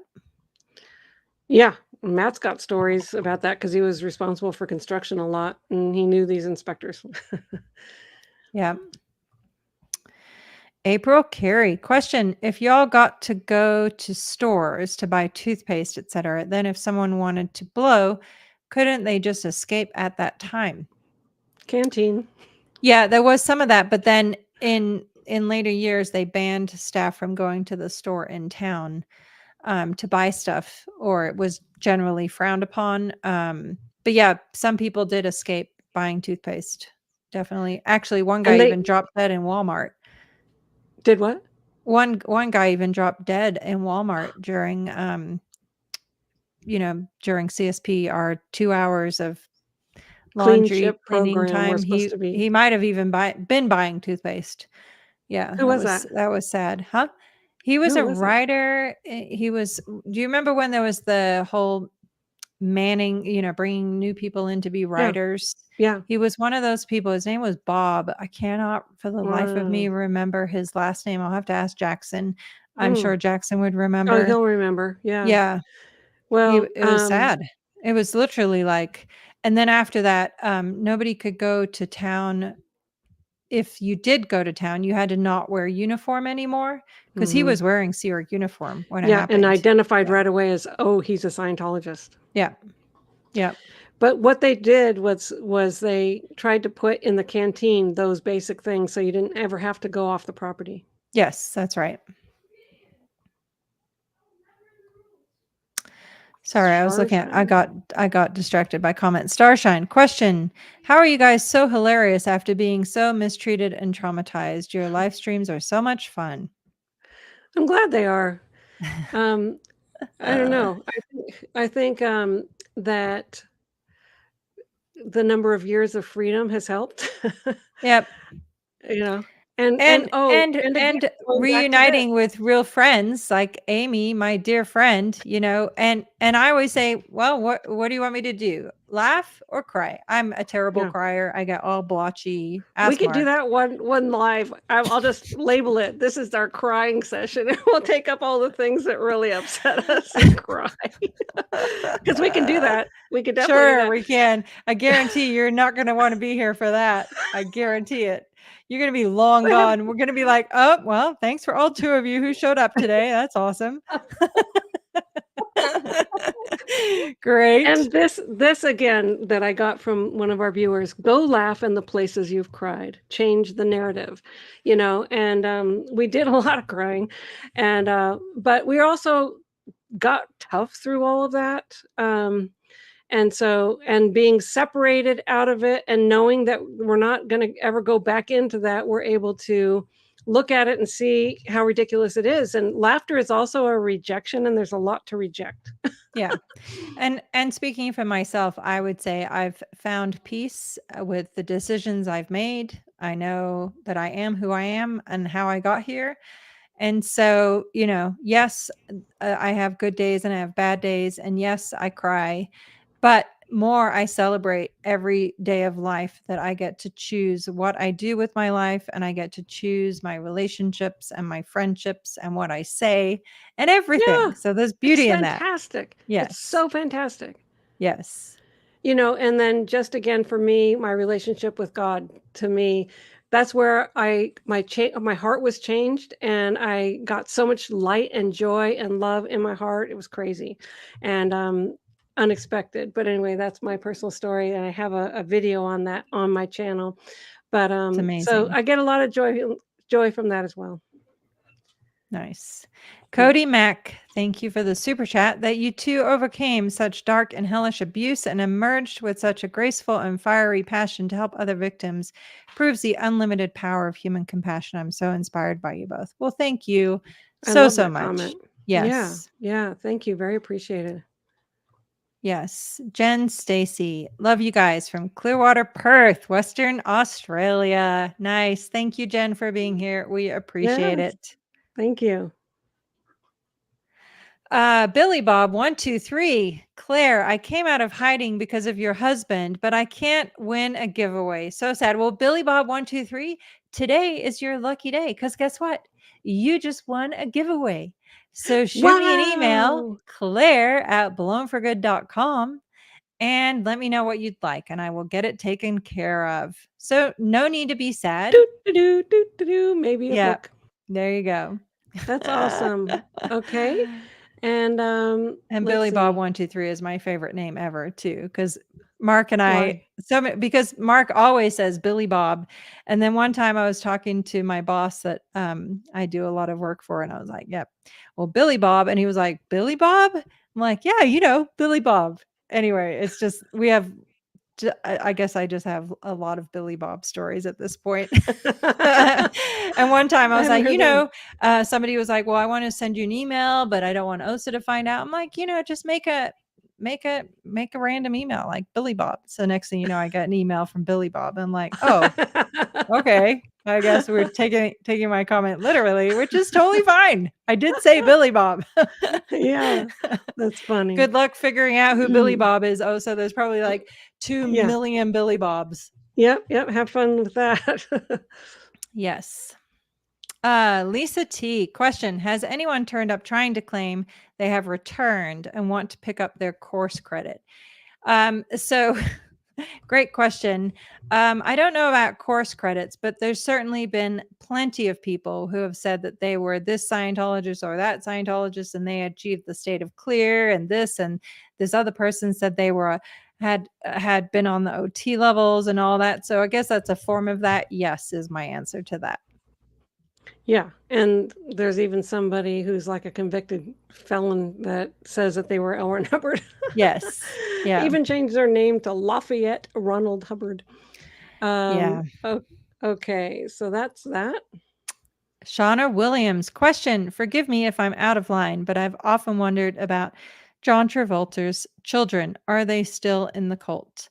I don't know about this one. I just know that Ella Blue, David and Shelley Miscavige gave her a lifetime IAS membership at birth.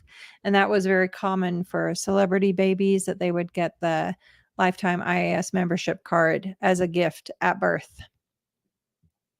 I hope not. Yeah, I hope not too. Necessary trouble. Does anyone know what the average age of a Scientologist is? Are enough younger people being recruited to replace older ones aging out? I don't know the answer to that question, Necessary Trouble. I like your name. But in my opinion, the average age is probably pretty old by now, because younger people have learned how to use Google, and that really sucks for OSA and Scientology, because if you know, you know. You can't unsee. Exactly. So, and a lot of people weren't having babies because Seorg was forbidden to do that. Yeah. And so they rely on their like generational, more than the new people, I think. So, I don't know. It's an interesting question. Yes. That's the same one. Did I do it? I don't know. That's okay. There's that's the star. We're good. I was trying to figure it out. Okay. We're good. Galila Sinatra. Galila. Can you tell us, how do Seorg members square all of that insane busy work and punishment with saving the planet? Yeah, it's called mind numbing and normalizing and cognitive dissonance, all known phenomena in high control organizations known as cults. Yeah. Yeah. And speaking for myself, when you're that exhausted and that run down and that disconnected and isolated from the rest of the world, it can be really hard to envision any other options outside of that world. Like most days wouldn't even have, I would never sit thinking about, oh, how can I get out of here? It's just like, how can I make it through the day? Yeah. I don't know. I hovered my thing and it came up. So it's okay. I didn't click it yet, but oh well. That's okay. Solidified. Yeah, well, it's the same with me. Yeah. Yeah. How is Mike Rinder doing? He's doing. Yeah. It's a battle. I'm sure that Mike and Christy will give an update when they're ready to. And out of respect, we're not going to speak out of turn. Would you agree with that, Amy? I totally agree with that. It's a battle. He knows that everyone is praying for him and rooting for him and sending amazing messages and everything like that. So that's wonderful. And it's just a battle. That's all they're worried about and concerned with right now and dealing with. So yeah. Absolutely. Pat Shields. Claire, I'd like to send you a little gift to make up for the razzing you took from Mark. Sorry again. How do I get it to you? Oh, well, razzing. I'm not.